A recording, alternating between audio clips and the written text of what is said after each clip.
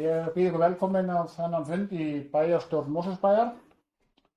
Hann haldinn 23.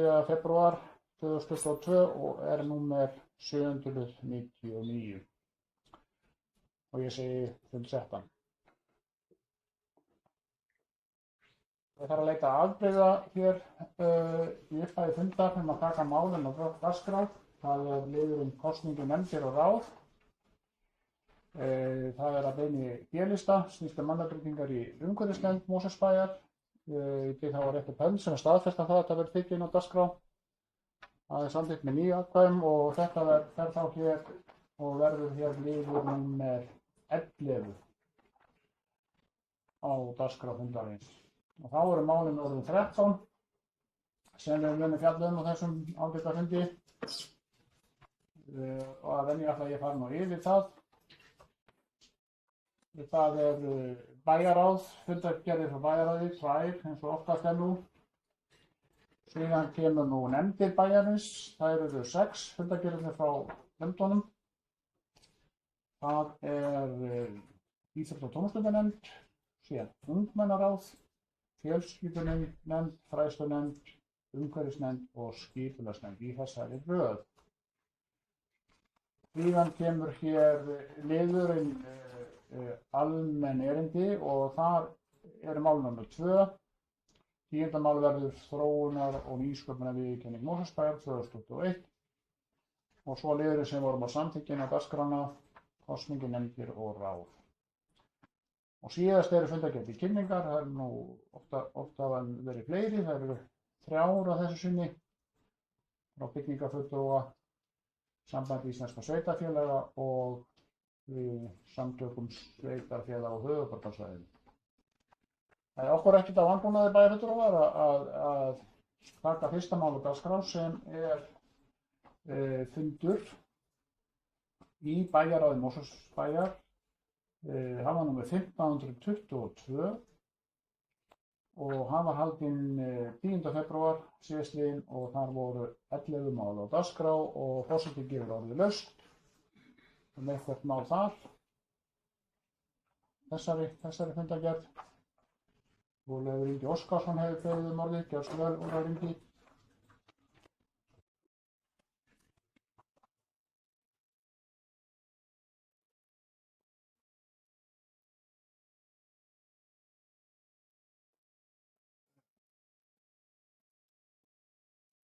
Forseti, bæjarfulltrúar, ég kem hérna upp undir máli nr. 9 sem beiðni stækkun dagdvalar í Mosfellsbæ.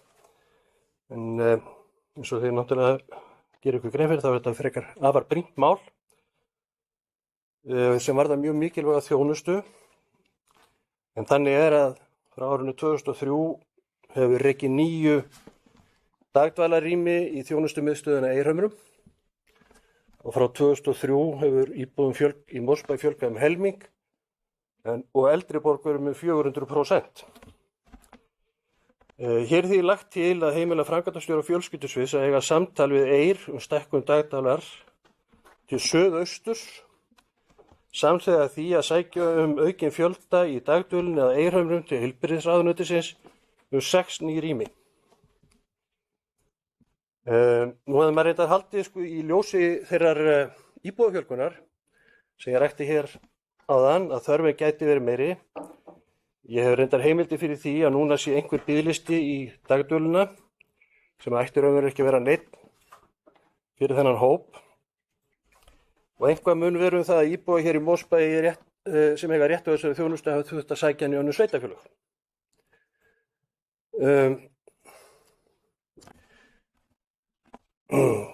Því spyr ég, og ég langar að spyrja formann fjölskyldunefndar, fyrst að hann hér staddur, hvort að það hafi verið rýnt gaumgæfilega og staðfest að fáist þessi fjölgun á dagdvalarrýmum muni það fullnægja þörfinni og ef svo hversu lengi miðað þá væntanlega spá íbúafjölgun, hversu lengi muni svo fjölgun duga. En ég langar líka aðeins að fjalla hérna málsmeðferðina sem mér finnst vera mjög sérstök. Einhvern veginn finnst mér að þetta mál hefði fyrst átt að koma upp í fjölskyldunefnd en ekki bæjarráði. og ég gerir mig grein fyrir því að þarna sé verið að tala um eitthvað fjárútlát og bæjarráð þurfi náttúrulega alltaf að samþykkja það. Fjölskyldunefnd fagnefnd málefnisins. Þar finnst mér að hið faglega umræða málsins, eins og til dæmis hvað varðar hentugleika húsnæðisins og núverandi þörf og framtíðarþörf hefði átt að fara fram. Enda segir í samþykkt Mosfellsbæjar dagdvöl aldraðra í Mosfellsbæ í 4. grein. Stjórn og yfirstjórn með dagdvöl aldraðra í Mosfellsbæ fer fjölskyldunefnd með málefni aldraðra og framkvæmdastjóra fjölskyldusins sem hefur yfir umsjón með starfseminni. Þannig að mér finnst, maður hefur heyrt talað um það í sumum málum, að þau séu ekki lagð fram í réttu nefndum. Og hér finnst mér að raunverulega uppspretta þessa máls hefði átt að vera í fjölskyldunefnd, þar sem hefði verið gefið svo tími til þess að ræða þetta, fara yfir þetta faglega með starfsmönnum sviðsins, en ekki að það sé ákveðið í bæjarráði að svona skuli gert og ekki einu sinni samþykkt bæjarráðs fyrir ekki einu sinni í sér það að málinu sé vísa til fjölskyldunefndar, til kynningar. Það bara dúkkað upp hjá nefndinni. Mér finnst þetta ámælisvert. Já, það beint hérna spurningu til formanns fjölskyldunefndar, þannig að ég þurfi rétt að gefa honum orðið, Rúnar Bragi Guðlaugsson. Svara hérna spurningu frá bæjarfulltrúa Ólaf Inga. Gjörðu svo vel. Forseti, ég bara því miður hef ekki svar við þessari spurningu. Ég verð eiginlega bara að fá að skila henni til Ólafs þar sem að ég var svo sem ekki undirbúin undir þessa spurningu en hún hefur ekki svar við henni hér. Þannig að ég get því miður ekki svarað. Þá tekur afstöndar máls bæjarstjóri bæjarfulltrúa Haraldur Sverrisson. Gjörðu svo vel, Haraldur.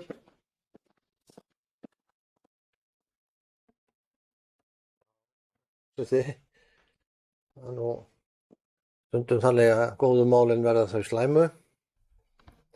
Hér er einkar ánægilegt og þarft mál á ferðinni, þar að segja að Mosfellsbær er að sækja hér stækkun á dagdvöl fyrir aldraðra og svo kemur hér bæjarfulltrúi og eiginlega hálfpartinn tala það niður í svaðið og segir þetta sé ámælisvert og allt í kringum það.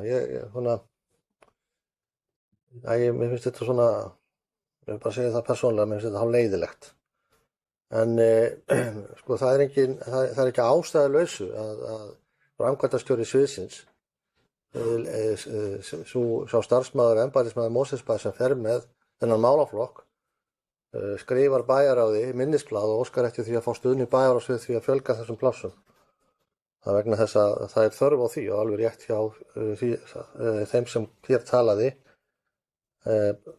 bæjarfulltrúunum og samfylkingarinnar að það er bið eftir þessari þjónustu. Þess vegna er verið að óska eftir henni og nú er að myndast það tækifæri sem að reyndar kemur nú fram hér, kannski við ætlaðum að tala hér í næstu fundargerð eftir, sem er samkomulag við Eir leigu á húsnæði sem verður til við stækkun öryggisíbúða, fjölgun öryggisíbúða í Bjarkarholti þegar byggt verður ofan á gamla húsið á Hlaðamurum, ný hæð, 400 fermetrar, að þá myndast tækifæri fyrir bæinn að taka þar á leigu eins og það er lagt til, þá fermetra fyrir starfsemi aldraðra og þá sérstaklega félagsstarf aldraðra.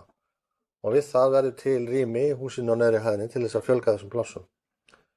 Og ég get alveg fullvissa bæjarfulltrúa á það að framkvæmdastjórinn hefði ekki að leggja til að gera þetta ef hún var ekki faglega búið að fara í gegnum það á sínu sviði að þetta verður það sem að réttast var að gera. Og þess vegna er framkvæmdastjórinn á sviði að leggja þetta til. Annars væri nú endilega ekki verið að því. Þannig að mér langar nú bara að fagna þessu máli. Mér langar að óska Mosfellsbæ og bæjarráð til hamingju með það að hafa stutt við það að sækja þessi pláss. Þetta er eins og við vitum öll, þetta er ekki starfsemi sem fjármögnuð er af bænum sjálfum, heldur kemur fjármögnun frá ríkinu og við þurfum heimild ríkisins til þess að fá þessi pláss. Það var heilmikil bardagi á sínum tíma að fá fyrst 6 og svo fjölgun í 9 það voru ekki ófáir fundir sem að fylgdu því verkefni og því ekki ráðið með tíma sér tekið að fara á stað og herja á ríkisvaldið að fá fjármögnun á þessum viðbótar dagheimilisplássum. Ég nú reyndar fulla trú á því að það takist. Bara í því ljósi sem kom einmitt fram hjá bæjarfulltrúanum að hér hefur orðið mikil fjölgun á stækkun á bænum og það þörf á þessari þjónustu. Og þannig að í mínum huga er að fagna þessu vel og lengi. Og sérstaklega þegar að ráðuneytið var búið að samþykkja þessa fjölgun. Hvar málið eigi upptök sín þá og það má vel vera að það bæjar hefði farið betur úr því að bæjar hefði vísað þessu til fjölskyldunefndar. Ég hafði nú reyndar upplýsingar um það frá framkvæmdastjóranum að stæði nú til að taka málið þar upp, þannig að ég held að hann ekki dúkka þar neitt sérstaklega upp, sko. Það hafði nú bara verið vegna þess að það lá fyrir dagskrá fundarins það mál. En það kannski hefði verið, og mál alveg viðurkenna það eða segja það hefði verið kannski áferðarfallegra að bæjara hefði vísað þessu til nefndarinnar. En ég held að hafa nú verið ekki gert vegna þess að það lá fyrir og það tekið þar fyrir. Þetta mál er heilig málsins samkvæmt. Að öðru leyti ætla ég nú ekki að fara út í þetta mál frekar, öðru en það bara að fagna því að það sé verið að fjölga þessum plássum eða óskætti því hjá bænum. Já, þá tekur aftur til máls Ólafur Ingi Óskarsson bæjarfulltrúi. Gjörðu svo vel, Ólafur Ingi. Bera mér hérna ámæli. Ég veit ekki hvernig bæjarstjóri gat fengið þá út að ég væri að tala málið niður. Bara get engan veginn fengið það, en það eins og ég orðinn vanur þessu að ef við tökum til máls og þá erum við yfirleitt þá er því snúið þannig út að við séum að tala niður embættismenn eða eitthvað slíkt. En það var bara alls ekki meiningin. Ég fagnaði þessu máli. Ég sagði að þetta veri brýn og mikilvæg þjónusta. Ég þekki það dálítið að eigin reynslu hversu mikilvæg þessi þjónusta er fólki sem að þarna þarf að leita. Varandi það að eitthvað dúkki upp. Ég vitnaði bara í bókun bæjarráðs. Það er hvergi talað um það að vísa málinu áfram. Og talandi það hvort þetta eigi heim í fjölskyldu, þá er það bara beinlínis í samþykktum bæjarins þetta mál, að þetta eigi heima þar. Við heldum að fara eftir þeim samþykktum sem við höfum samþykkt. Orðið við löstum þetta mál, þetta er þess að 9. mál í fundargerð bæjarráðs. Það biður enginn orðið og þá lítur forseti svo á umræðin sem lokið það. Orðið er laust. 11 mála dagskrá. Og Margrét Guðjónsdóttir hefur beðið orðið, bæjarfulltrúi, gjörðu svo vel, Margrét.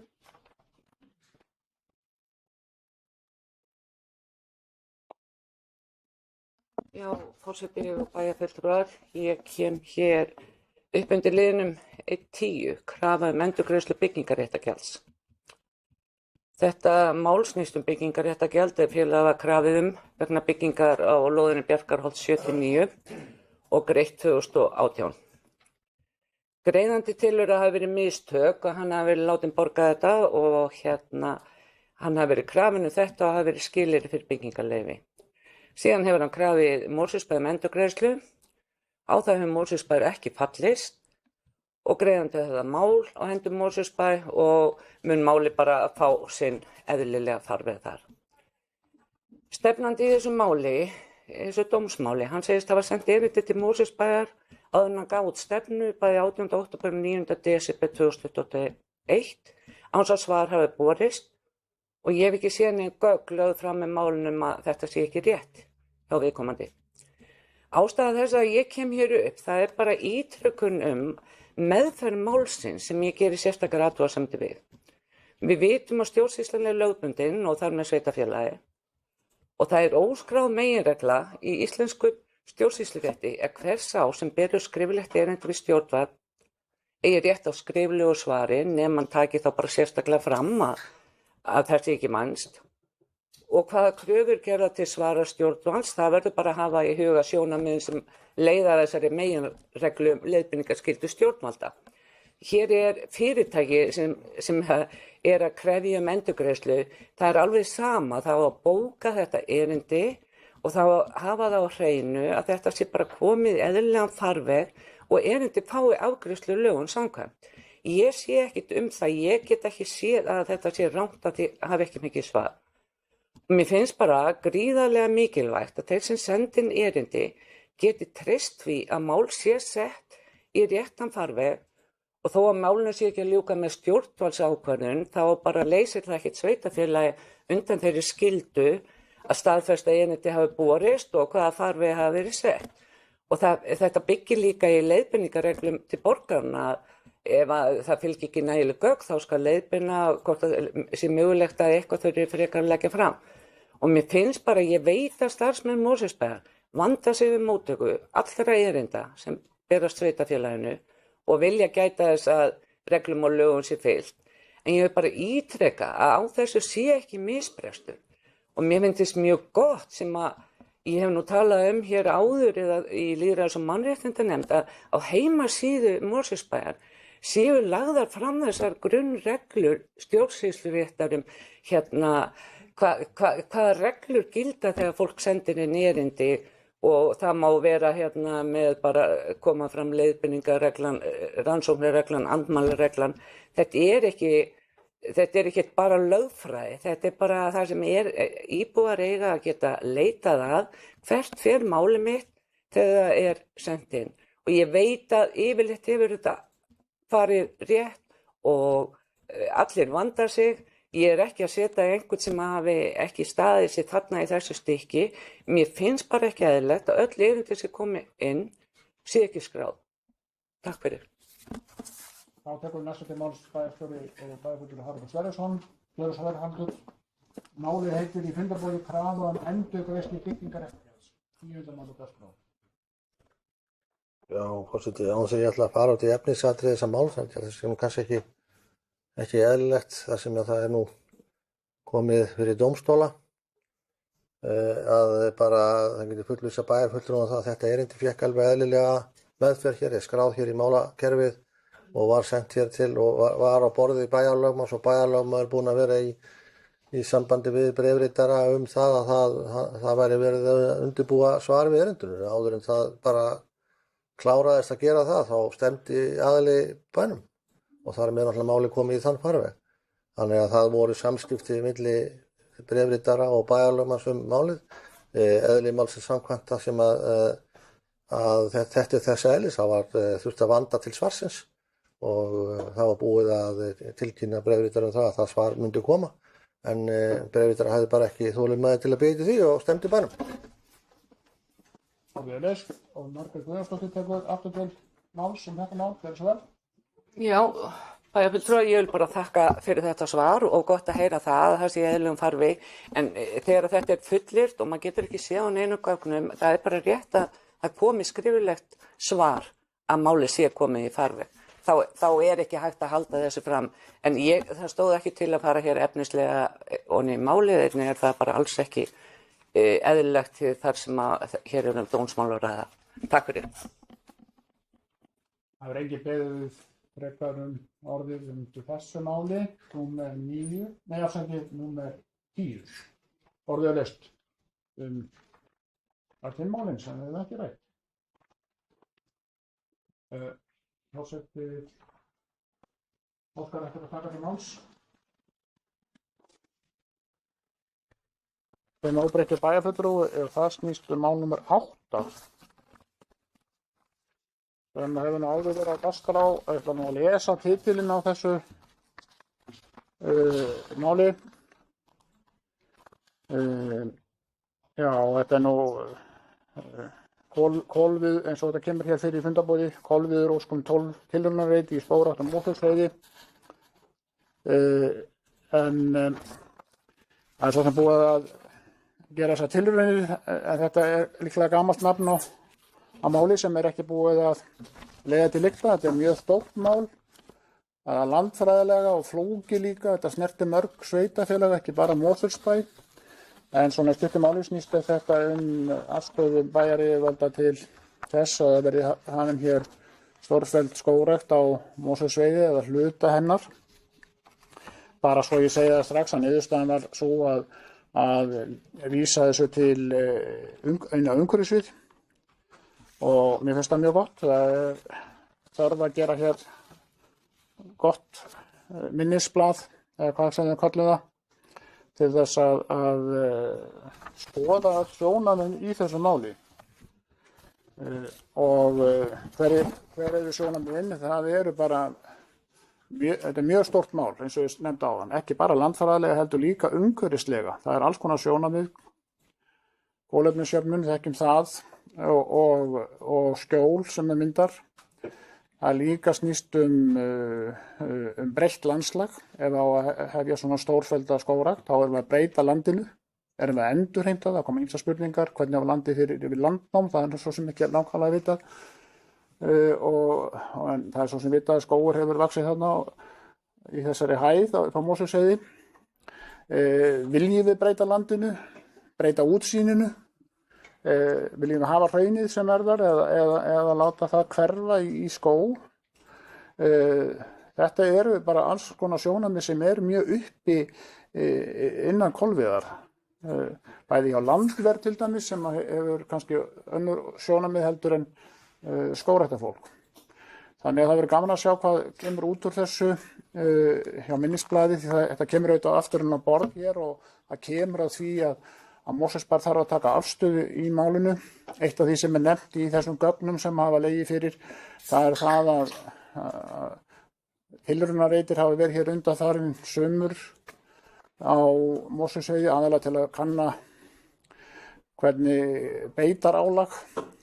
Það er að segja, það er náttúrulega afréttur þarna á Mosfellsheiði, ekki bara fyrir Mosfellsbæ, heldur fyrir önnur sveitarfélög. Stærsta sauðfé sem er á Mosfellsbæ, sem er á heiðinni, er úr Mosfellsbæ. Þetta er afréttur fyrir Bláskógabyggð, hluta henni, Ölfusinga, Grafningsmenn, Reykvíkinga meira að segja og þetta Mosfellinga líka. En það er rétt að hampa því að tala það að niðurstaðan var svo á tilraunareitunum að það er ekki hægt að fara í þessa skógrækt ef það er beit. Annaðhvort verið að girða eða hætta beit. Hætta beit hljómar dálítið bratt, finnst mér og fleirum sem að hafa lifibrauð af þessu. Það eru nokkur þúsund fjár á þessum afrétti að sumarlagi og það byggir náttúrulega mjög gamalli hefð. Þetta vildi ég nú segja þetta mál en eins og ég gat áðan þá var niðurstaðan eins og ég bara kemur hér fyrir.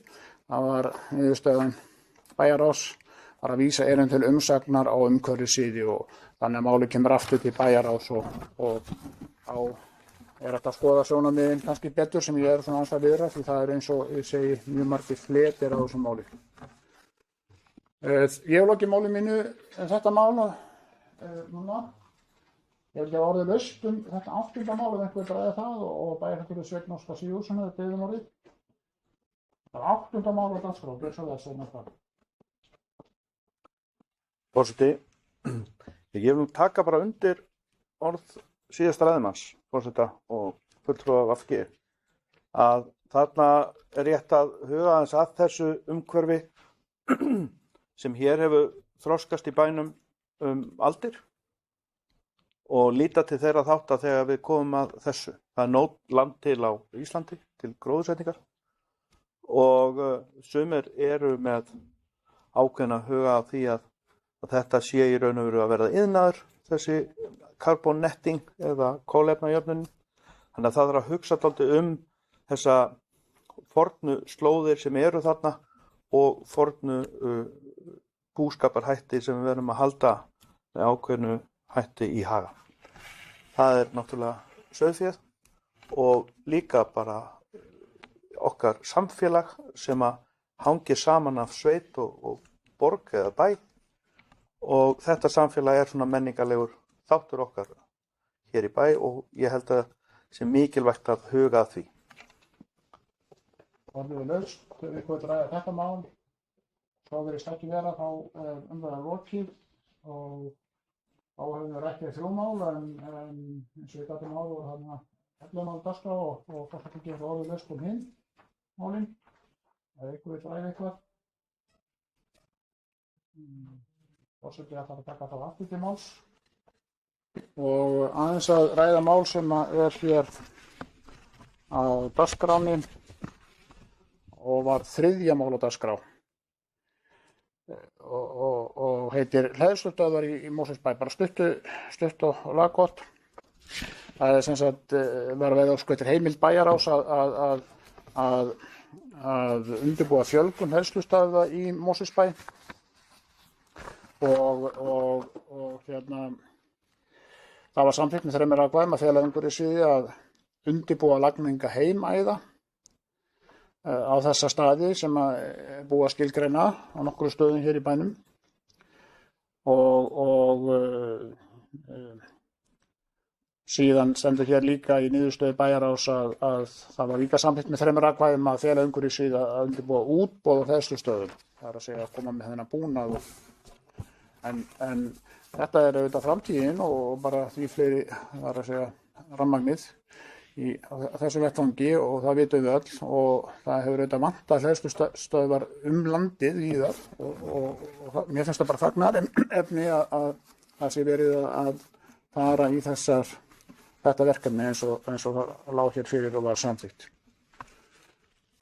Ég vil gefa orðið laust þetta mál ef einhver vil ræða það. Það virðist ekki vera og einhver sem vil ræða einhvert annað mál. Og svo virðist heldur ekki vera þannig að ég lít svo á að við séum tilbúin að greiða atkvæði. Á því þá bæjarfulltrúar eftir hönd sem staðfesta þessa fundargerð bæjarráðs eins og einstök mál bera með sér. Fundur nr. 1522 á staðfest með 9 atkvæðum. Síðan leið vika og aftur kom nú fimmtudagur og það var 17. febrúar, árla dags var fundað og þar voru 4 mál á dagskrá og ég vil gefa orðið laust. Sveinn Óskar Sigurðsson bæjarfulltrúi, þú beðum orðið, gjör svo vel.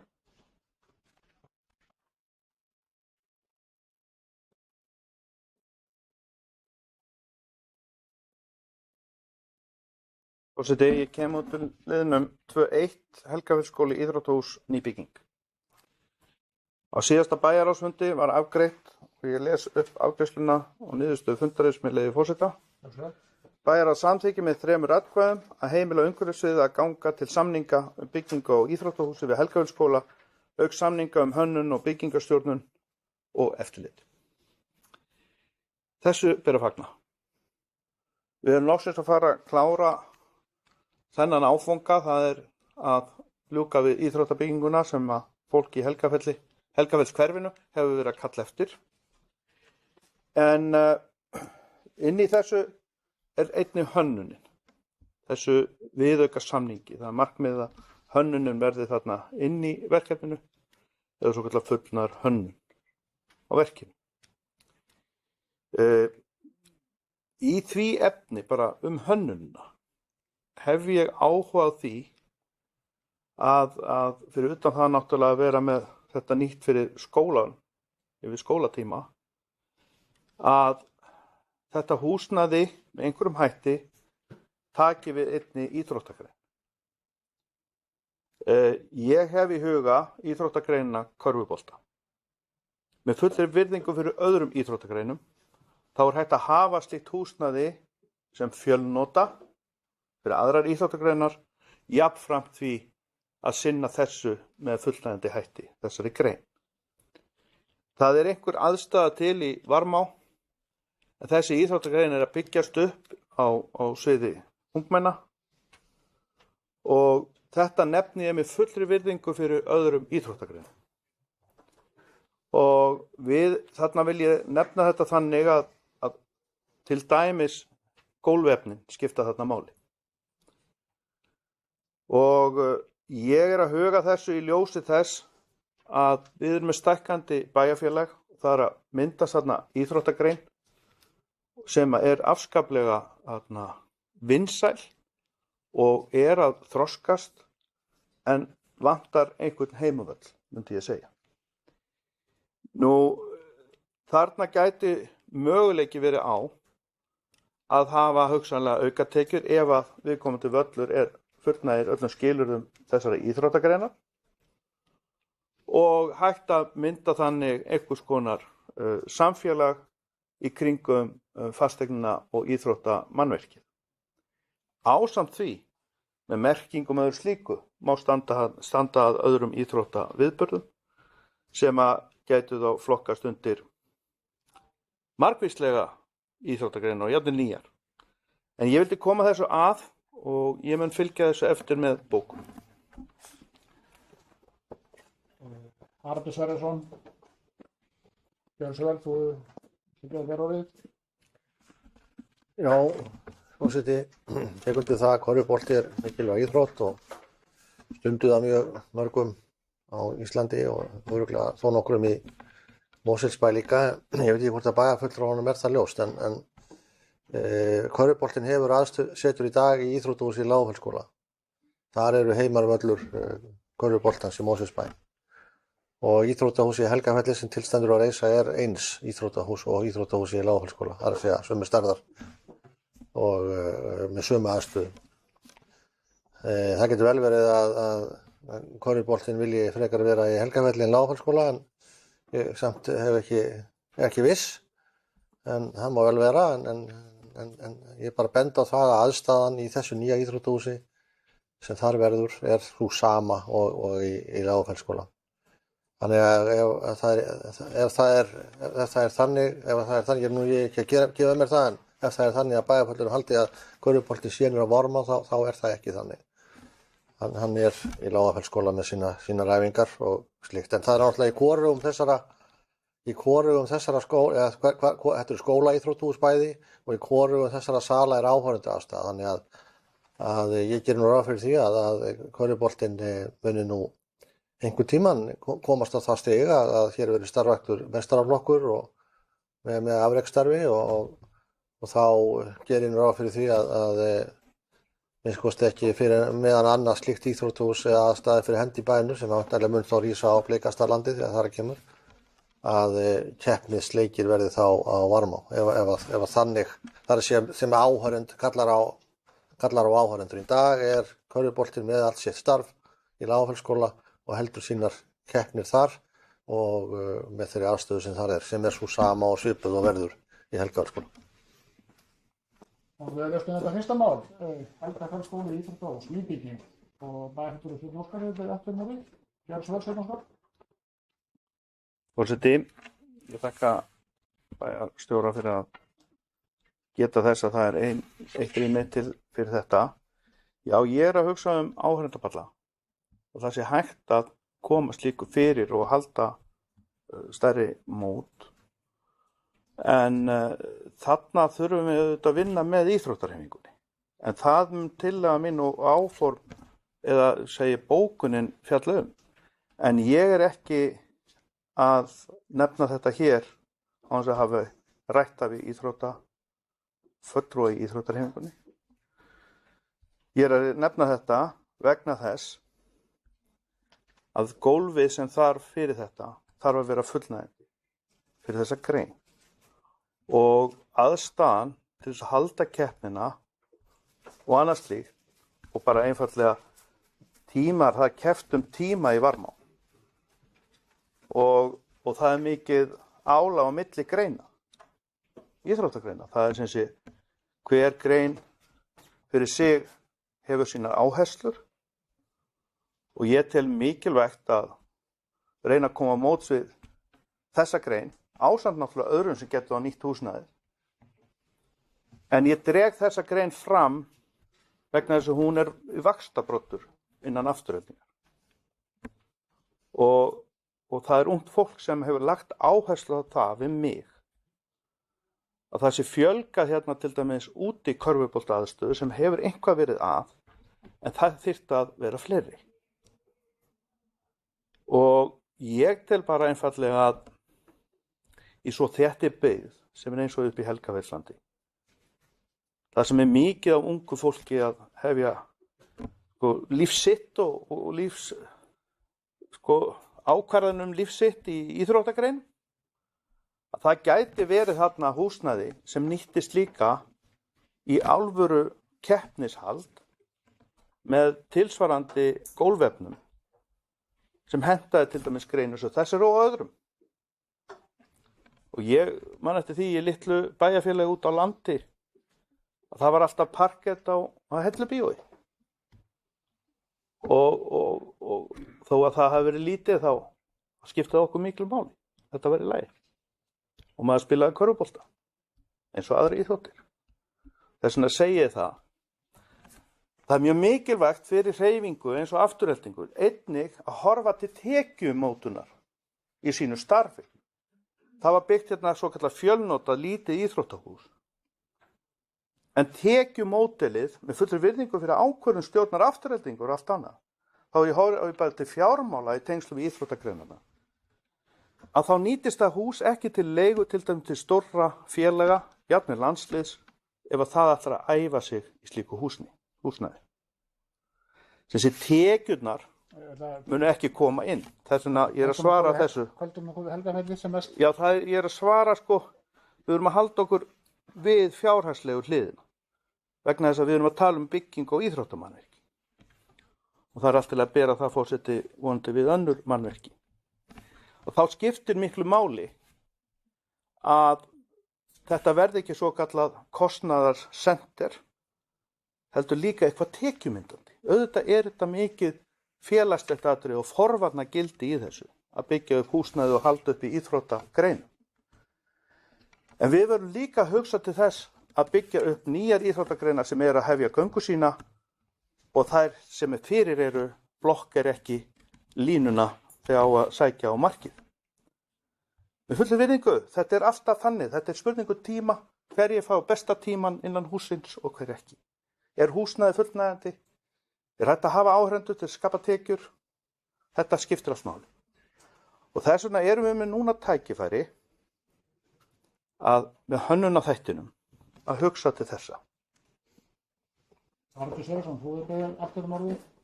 Haraldur. Já, ég held að finna einhver misskilningur í þessu. Við erum að byggja skóla íþróttahús í Helgafelli. Það þér því miður ekki og hefur aldrei verið gert ráð fyrir því að pláss væri fyrir áhorfendaaðstöðu þar. Við erum ekki að byggja íþróttamiðstöð. Það er ekki hægt að byggja hérna stærra hús heldur en verið er að gera ráð fyrir hér. Það er samskonar hús og er í Lágfelli, 33,18 metra keppnissalur. Það er endar löglegur körfuboltavöllur, ekki löglegur handboltavöllur. Löglegur körfuboltavöllur en landrýmið þarna leyfir ekki stærra hús og hönnun skólans hefur aldrei gert ráð fyrir því, alveg frá upphafi. Þannig að því miður bæjarfulltrúi það verður ekki áhorfendaaðstaða í þessu húsi. Enda ekki verið að byggja íþróttamiðstöð, það er verið að byggja skólaíþróttahús en þetta íþróttahús eins og það er og verður mun að sjálfsögðu nýtast íþróttahreyfingunni og getur nýst körfuboltanum sem viðbótarhús eða aðalhús ef körfuboltinn vill það. Því að húsið er náttúrulega ekki nýtt til skólahals nema til svona cirka þrjú á daginn. Eftir það er hægt að nota því annað, íþróttagreinar eða almennis íþróttir, útleigjaði út til almennings eða hvað eina sem við viljum gera við það. En áhorfendapallar verða þarna því miður ekki. Forseti, ég skaka hérna Ásmundur Háls sem óbreyttur bæjarfulltrúi. Það er aðeins eitt sem að ég ætla að árétta máli bæjarfulltrúa Sveins Óskars. Hann tók svolítið máls að orðaða þannig að þarna væri íþróttagrein að hefja göngu sína ef ég skildi hann rétt, eða orðaða þannig.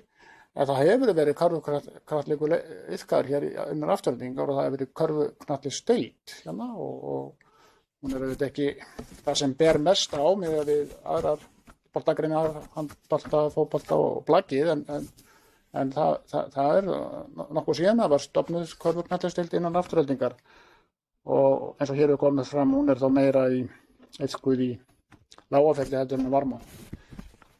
Þetta vil ég segja þetta. Það er nú hérna, og nú ertu búin að tala til það. Þú ert að gera athugasemd. Ég er bara, fyrirgeðu að ég ætla ekki að tala við borðið, en það er hægt að gera hlé og við getum rætt það frá þeim. Það er ekki, þetta er bara útúrsnáleikur. Já. En orðið að löstu þetta mál og hér er Ólafur Ingi bæjarfulltrúi búinn að biðja um orðið. Helgafells skóli íþróttahús í bygging. Takk fyrir það, forseti. Ég ætla nú bara að byrja á því að fagna því að hér sé verið að fara af stað með þessa byggingu. Ég skal alveg játa það að þegar var verið að gera fyrstu drög að Helgafeldsskóla þá hafði ég mínar efasemdir það að þetta myndi gerast svona fljótt og ég er bara mjög glaður að sjá það gerast. Svolítið erfitt að tala svona einstakar íþróttagreinar. Ég gæti alveg sagt sem svo að ég er vissum að bæði fulltrúi Ásgeir Sveinsson tekur undir það með mér að spila handbolta í allt of litlum íþróttahúsum sem var gert áður fyrir, það sem að voru takmörk sett á því hvað fékkti hár styrkur, hvað húsi máttu vera stórt og við sátum upp með mörg íþróttahús sem voru of lítil. En ég tek alveg líka undir það að þetta náttúrulega skóla íþróttahús og ég finnst einhvern veginn við getum ekki gert á kröfu að þar sé áhorfendaaðstaða. Ég lít miklu frekar á það að þessi skóla íþróttahús séu boðleg æfingahúsnæði. Og síðan höfum við á að skipa húsi eins og til dæmis stóra húsinu á Varmá þar sem við getum farið inn með áhorfendur. Að halda úti mörgum slíkum húsum með áhorfendaaðstöðu er feikið dýrt. Þannig að ég get ekki tekið undir þennan málflutning að byggja öll íþróttahús hér eða nokkur íþróttahús með fullkominni áhorfendaaðstöðu.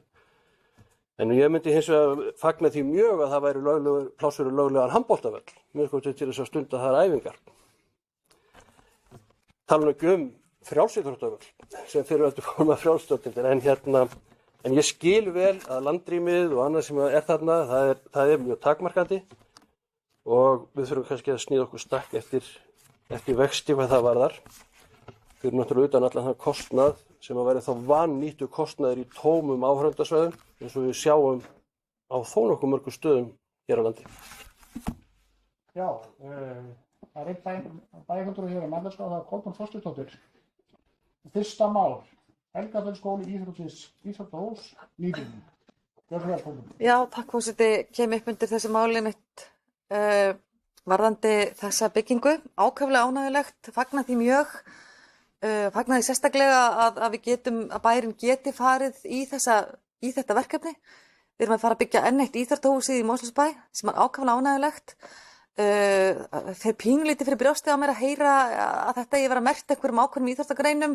Það kannski bara það að þetta fyrst og fremst þetta náttúrulega skóla íþróttahús en ég get alveg ímyndað mér að þetta muni virka fyrir körfuboltana hvað það er. Hér er búið að byggja helling undir boltaíþróttir, skulum átta okkur á því.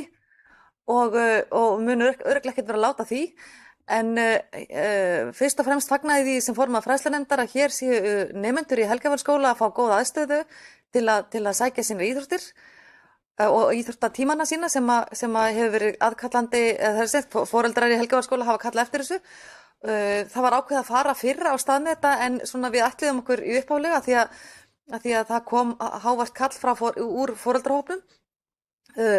Við vissum ekkert hvort að það væri svo sem hvernig fjárhagsáætlanir myndi líta út þannig að ég bara fagnaði sérstaklega að við séum að fara í þetta verkefni og þarna eiga náttúrulega fyrst og fremst skólabörnin að ganga fyrir og eins og bæjarstjóri sagði eftir klukkan 3 á daginn standa þessu hús mörg hver ónotuð en ég hef nú trú á þessum mikla barnafjölda og þessari barnasprengju sem hefur orðið í bænum okkar og að þá fari þessi börn og vonandi að skila sér í allar íþróttagreinar að því að nægt er úrvalið en því miður þá er til dæmis notkunin á íþróttahúsinu ekki næg og það er önnur saga og eitthvað sem við þurfum að skoða og þannig að það bara vonandi verður þetta hús bara nýtt undir sem flestar íþróttir og sem flestir geti nýtt það en fyrst og fremst erum við náttúrulega að tala um það að hér erum við að hefja byggingu og því ber náttúrulega sérstaklega að fagna og ég veit að hér við öll við þetta borð munum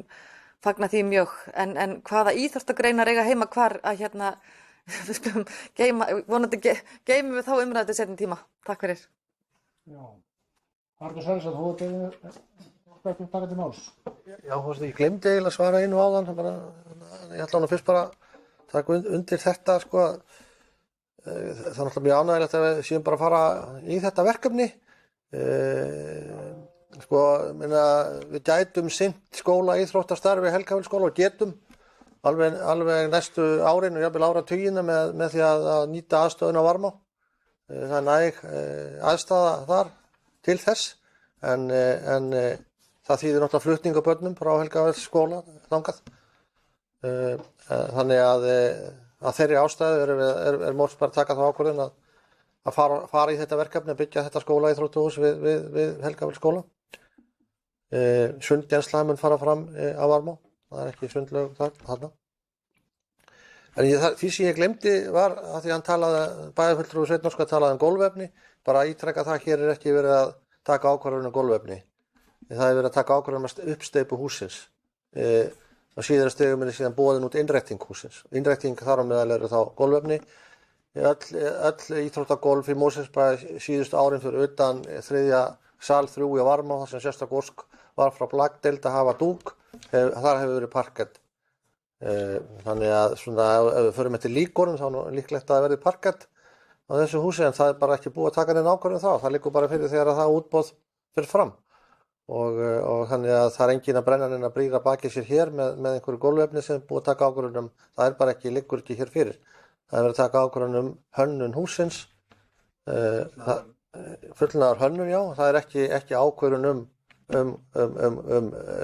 hvers konar grindur eða hvers konar gólfefnir, heldur byggingafræðilega hönnun og ljósa hönnun og slíkt, útboð á innréttingum og eftir að fara fram. Það mun gerast þá seinna á þessu ári þegar þau útboðsgögn liggja fyrir, og þá liggur þá fyrir ákvörðun það með hvers konar gólfefni verður þarna. En ef ég ætti að giska þá yrði þarna parkett. Það er parkett á Ráðfellsskóla til að mynda, og það er parkett á sölum 1 og 2 á Varmá, nýbúið að skipta út dúk og setja það parkett. Það er dúkur á sal 3 á ákveðnum ástæðum.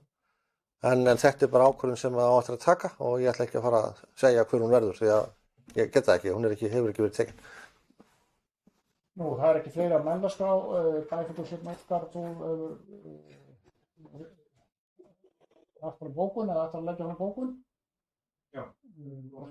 Ef hann er tilbúin þá ætla ég að senda hana á forseta og ritara. Það er bara lokið málið.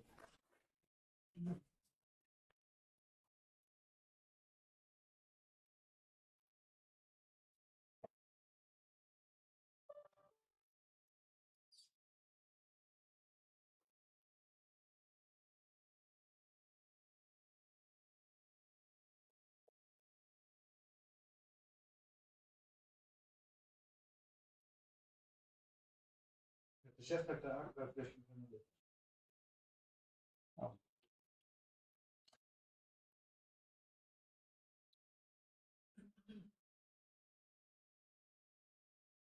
Já. Ég forseti að lesa þessa bókun hérna, bara hérna úr ræðustólnum. Það er sem sagt bæjarfulltrúi Emmiðstað, Sveinn Óskar Sigurðsson, leggur fram eftirfarandi bókun í máli númer 1 á dagskrá bæjarráðs. Hún er svohljóðandi. Fulltrúi Miðflokksins fagnar uppbyggingu íþróttamannvirkja og fagnar tilkomu skólaíþróttahús við Helgafells-skóla. Mikilvægt er að hús af þessu tagi nýtist vel jafnt á skólatíma sem utan hans. Í meðfylgjandi drögum að viðaukasamningi við verktaka fullnaðarhönnun og byggingu íþróttamannvirkis í Mosfellsbæ er mikilvægt að horft sé til þess að nýting mannvirkisins miðist með fjölbreytta notkunarmöguleika fleiri en einnar íþróttagreinar. Í þessu samhengi er engu að síður lögð sérstök áhersla á að leitast verði við að gólfbúnaður og hönnun mannvirkisins miðist meðal annars við að verði að ræða körfuboltavöll sem samræmist samþykktum keppnisvöllum í þeirri íþróttagrein með tilsvarandi áhorfendaaðstöðu sé þess kostur. Með því má byggja upp þessa íþróttagrein á fastari grunni hér í Mosfellsbæ. Þetta er áréttað með fullri virðingu fyrir öðrum íþróttagreinum sem dafna vel í Mosfellsbæ og aðgengi þeirra að íþróttamannvirkjum hér í bæ. Mikilvægt er að stjórn Aftureldinga verði höfð með í ráð. Þetta er bókun frá Emmiðstað. Ég lít svo á að umræðan sé bara lokið þetta mál. Þetta var fyrsta mál á dagskrá. Þarna voru nú 4 mál og Ég vil gefa orðið laust um eitthvað af hinum málunum ef við bæjarfulltrúar vilja ræða þau, 2, 3 og 4. Haraldur Sverrisson hefur beðið orðið.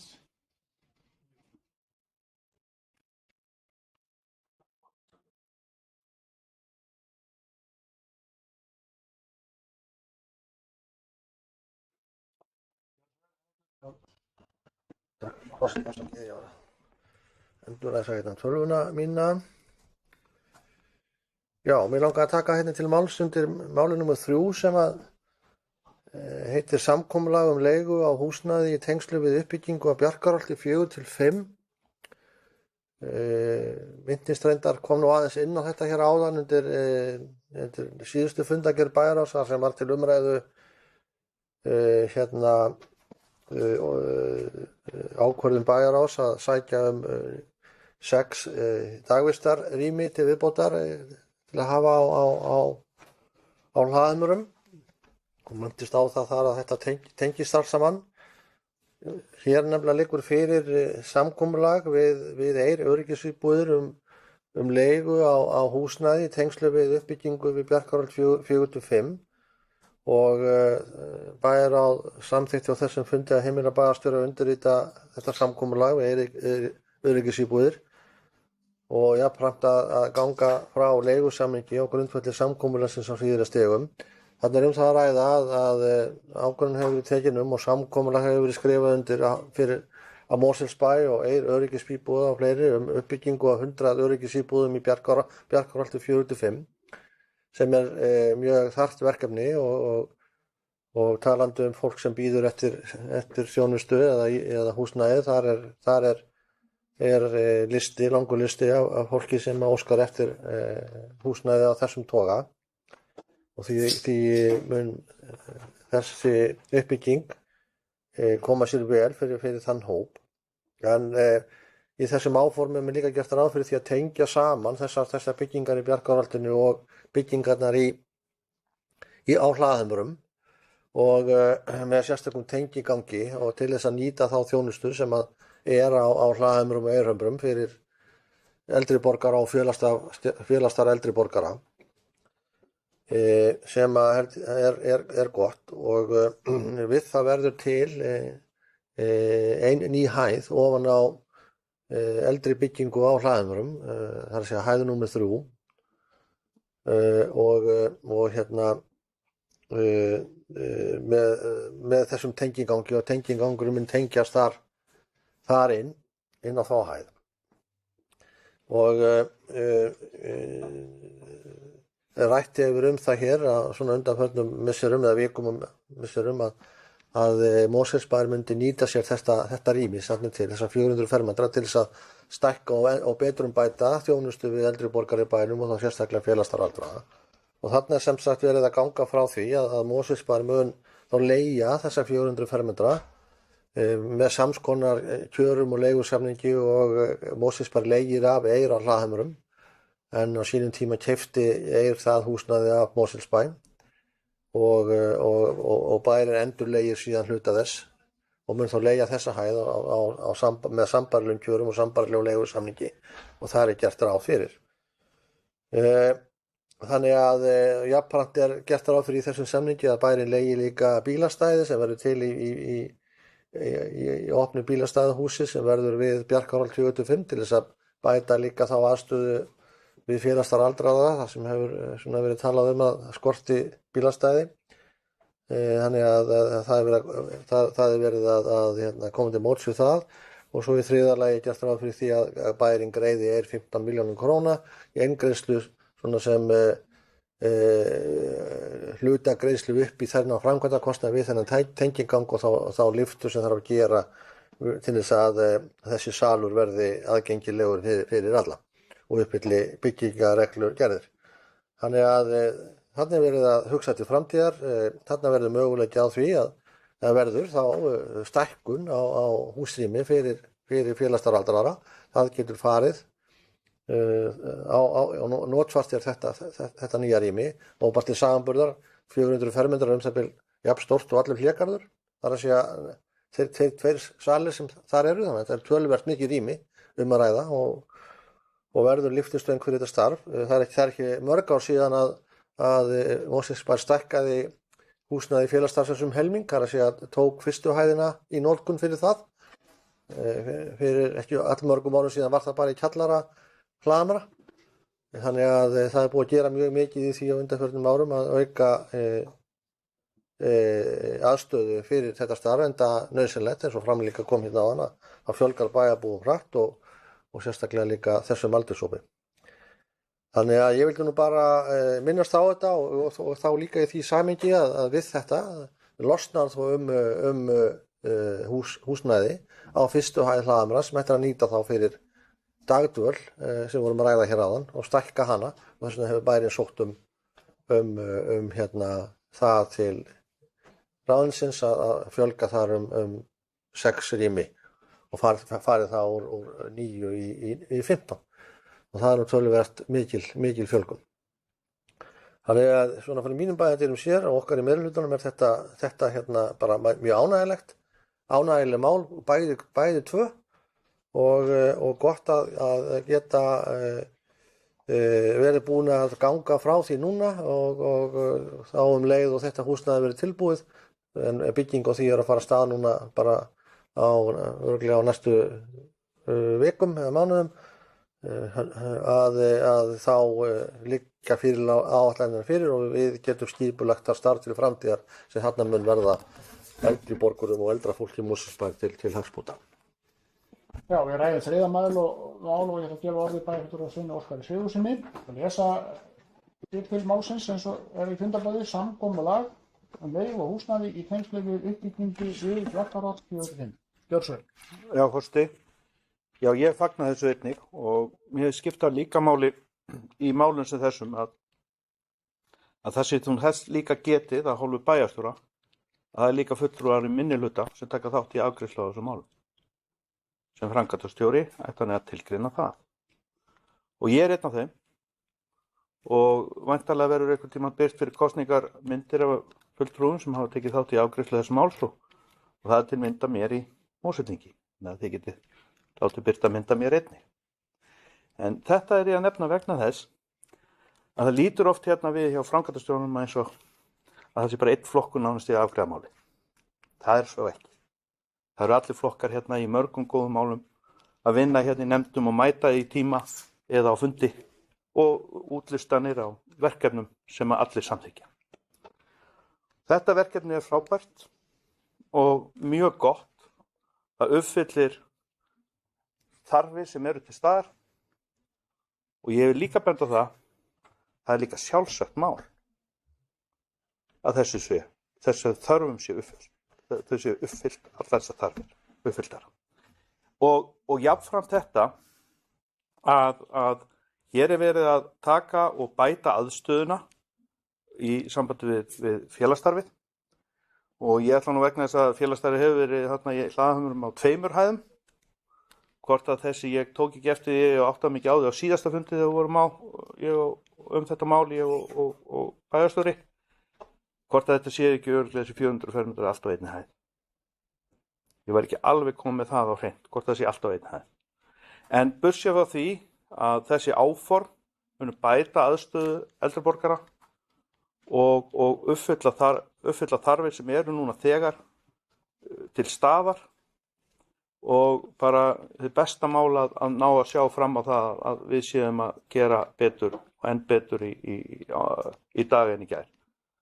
Og það eru, eins og ég vildi árétta í upphafi forseti, að það eru fleiri flokkar að baki þessu máli en aðeins einn. Já, Haraldur Sverrisson, aftur, gjör svo vel. Já, forseti, ég byrðist bara afsökunar á því að mál mitt hefur stilist þannig að þetta væri bara eitthvað einsmannsverkefni. Það er það ekki, sko. Og ég held að það hefur nú bara verið gegnum tíðina mjög góð samstæð uppbygging og aðstöðu fyrir eldri borgara í þessari bæjarstjórn og það var það þetta og ef það í mínu orð það var stilist þannig að það væri bara einn flokkur þá var það bara alls ekki þannig, það var allir sem stóðu þessu og gott að það sé samstæða, þannig að ég vildi bara það sé á hreinu. En varðandi spurninguna að já, þetta er semst að myndast ein ný hæð ofan á eldra hús og húsið er að grunnfætti 400 fermetrar, þannig að það verða til 400 fermetra hæð á sömu level. Þannig að það sé á hreinu. Orðið er þriðja mál. Það biður enginn orðið það, þannig að umræðinu lokið. Þetta voru 4 mál á dagskrá eins og við gátum áðan. Vilja bæjarfulltrúar ræða þarna fleiri mál. Ólafur Ingi Óskarsson bæjarfulltrúi beðið orðið. Gjörðu svo vel, Ólafur.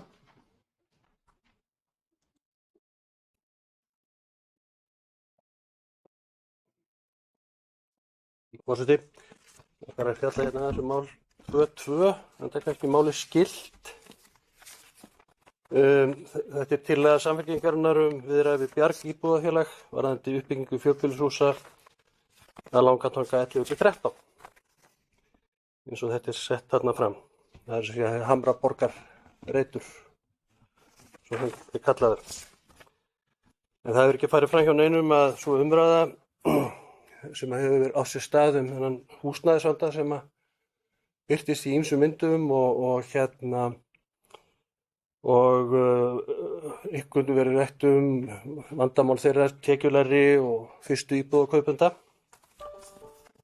og vissulega eru nokkrar ástæður.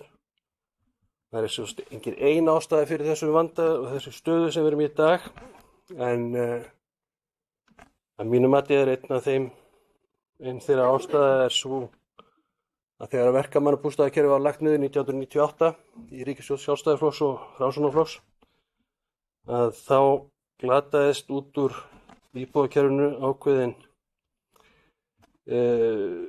ákveðið húsnæði sem að hentaði mörgum og margir nýttu sér. En það hefur lengi verið stefna Samfylkingarinnar í Mosfellsbæ að í bæjarfélaginu verið tryggt framboð á góðu leiguhúsnæði á sanngjörnu verði og bærinn stuðlaði því með því að bjóða lóðir, hentu á lóðir í því skyni. Vil ég í tilefni af því nefna tillögu okkar í Samfylkingunni á sínum tíma leiguíbúðir í Þverholti 21, 23, 27, 29 sem var með hreint ótrúlegum hætti breytt í söluíbúðir því miður.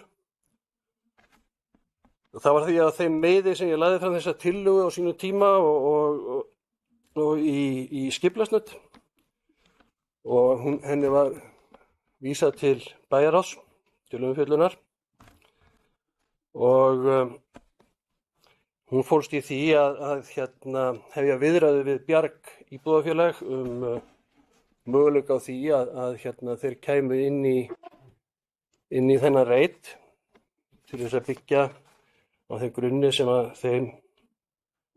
þeir vinna. Það var ekkert verið að ræða þar að útluta á lóðum. Það var eingöngu verið að leggja til að fólk tæki upp samtal. En eins og kom fram í bókun D og Vaflista í bæjarráði þá er víst einhverjar þreifingar í gangi sem okkur kjörnum fulltrúum minnihlutans var greinilega ekki kunnugt en hefði verið kunnugt ef að við hefðum eins og til dæmis einhvern tímann hefur verið nefnt að dagbók bæjarstjóra væri opinber og þá kannski vissum við hvað erinda hefði verið að ganga og það hefði vissulega glatt okkur að sjá það. En ekki kemur þó fram í þessari bókun hvaða staðsetningar hefur verið rætt í þessu samtölum við framkvæmdastjóra framkvæmdastjóra Bjargs íbúðafélags ef það hafi þá verið einhverjar. En með því að þessari tillögu hefur nú verið ísað inn það farveg að þá reikna ég með að þessi kostur verði allavega inn í þeirri mynd og bind ég mikla vonur það að bæjarstjóri minni að ná þar góðri lendingu með þetta mál vegna þess að ég held að þetta er brýnt hagsmunamál fyrir tekjulága og mikil vöntun á þessu húsnæði og að því við nefnum Bjarg sérstaklega þá hefur Bjarg getið sér mjög gott orð fyrir að reisa íbúðir sem hefur kostnaðaráætlun og tímasetningar hafa staðist og er að byggja upp stokk af húsnæði sem að ýmsum gerðum sem að munu henta ýmsum fjölskyldustærðum og fólk geti þá síðan meir, svona eins og á skandinavískri fyrirmynd, ferðast innan þess kerfis eftir því sem fjölskyldur stækka og minnka og svo framvegis. Og þetta góð reynsla er komin á þetta form í Danmörku. Þetta held ég 100 ára gamalt form þar. Og sem dæmi þá held ég að ég geti sagt það alveg nokkuð með minni það rétt að fyrrverandi forsætisráðherra Dana Anker Jørgensen, hann hafi búið allar sína tíð í húsnæði með þessum eiginleikum og líka vel. Þetta gerist þá þannig að þegar að fólk kemst inn í kerfið þá er það yfirleitt tekjulágt og þannig það eru skilyrði til að komast þarna inn. En síðan er hugsunin svo að kannski vænkast hagur fólks að þá er því ekki hent út af tekjum, heldur þá hækkar leigan að einhverju leyti og þá borgar það meira til og leggur meira til þessa félags. Ég held að þetta sé mjög góð og heilbrigð hugsun og ég vona svo sannarlega að við höfum eftir að sjá þess konar húsnæði rísa hér á fleiri stöðum, heldur en kannski þarna. Takk. Þá tekur Haraldur Sverrisson til máls. Haraldur. Já, takk forseti, bara aðeins að bregðast við þessu sko. Kannski í fyrsta lagi var bæjarstjóra falið það að við minnir árið 2018 að ræða við Bjarg íbúðafélag, heitir það ekki byggingafélag, Bjarg íbúðafélag. Bjarg íbúðafélag er í eigu BSTB og ASÍ og stofnað í kjölfarið á nýjum lagaramma í kringum húsnæði tekjulægri einstaklinga, það sé að svokallara stofnframlaga sem að sveitarfélög og ríki leggja til að minnsta kosti 30% af byggingakostnaði, sveitarfélögin 12 og ríki 18, svo ég reyndar hægt að sækjum aukarlega þar fyrir utan ef svo ber undir og þetta er síðan nýtt til þess að niðurgreiða þá eða hafa þá lægri leigu fyrir þá sem að undir þetta falla og eru þá teljast til tekjulægri fjölskyldna og bara allt gott það að segja. En þetta var klikja í sem ég byrjaði því ég byrjaði að segja að mér hefði verið falið að ræða við Bjarg íbúðafélag árið 2018 þegar að kom þar erindi frá því félagi svona hugmyndasamstarfi Mosfellsbæjar og Bjargs byggingu á íbúðum sem þessum. Og þegar það gerðist þá bara bjó bærinn ekki yfir lóðum, ekki sjálfur, til að láta af hendi undir þessa starfsemi. En við áttum samskipti á þeim tíma, ég og þáverandi framkvæmdastjóri fjölskyldusviðs sem hefur látið núna á störfum og framkvæmdastjóri Bjargs að það myndi koma því og það væri í áætlunum bæjarins að úthluta lóðum og þá var nú sérstaklega nefnt lóðir í Helgafelli og 5. áfanga hans. Það var ekki komið af stað þetta með Hamraborgarlandi með þeim hætti sem það er núna. Þannig að það var nú ekki nefnt þá, en svona þegar að þetta allt saman var að skýrast núna á haustmánuðum, síðla á haustmánuðum síðasta árs, þá héldum við fund, ég og framkvæmdastjóri fjölskyldusviðs, reyndar ekki svo sami og var þarna áður því að komi nýr, og þessi framkvæmdastjóri Bjargs íbúðafélags þar sem að ég tjáði að við tjáðum honum að þarna væri nú í pípunum svæði sem að gæti komið til greina fyrir starfsemi sem þessa, uppbyggingu sem þessa. Og hann sagði þá, eða það sem fór okkur að milli þá var fyrst og fremst það að núna í febrúar og mars myndi vera sem sagt sá tími sem ætti að sækjum stofnframlag.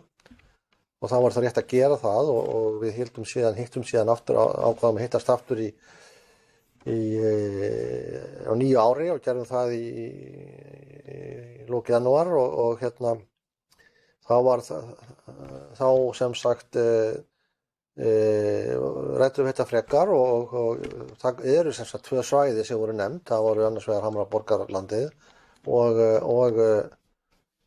Helgafell í 5. Samt svona fannst okkur þá svona kannski Helgafell 5 og þau fjölbýlishús sem þar áætlað að byggja samkvæmt deiliskipulagi kannski henta betur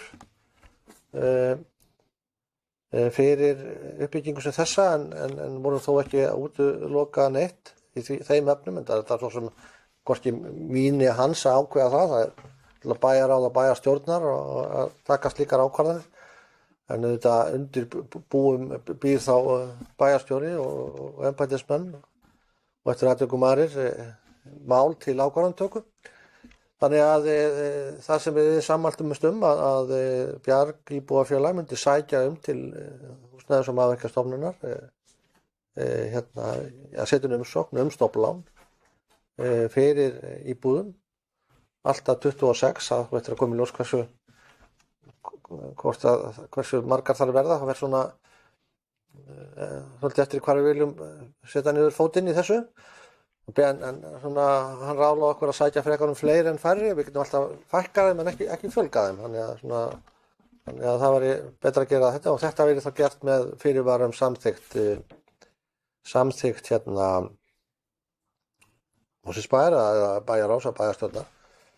Og að við myndum síðan stilla upp viljayfirlýsingu þetta verkefni sem við erum að vinna að og ég er nú að vona að við getum lagt hana fram í næstu viku bæjarráð en þá kom nú upp veikindi sem gæti nú komið vekk fyrir það en það skiptir svo sem ekki máli hvort það er 1 viku fyrir það setna sko.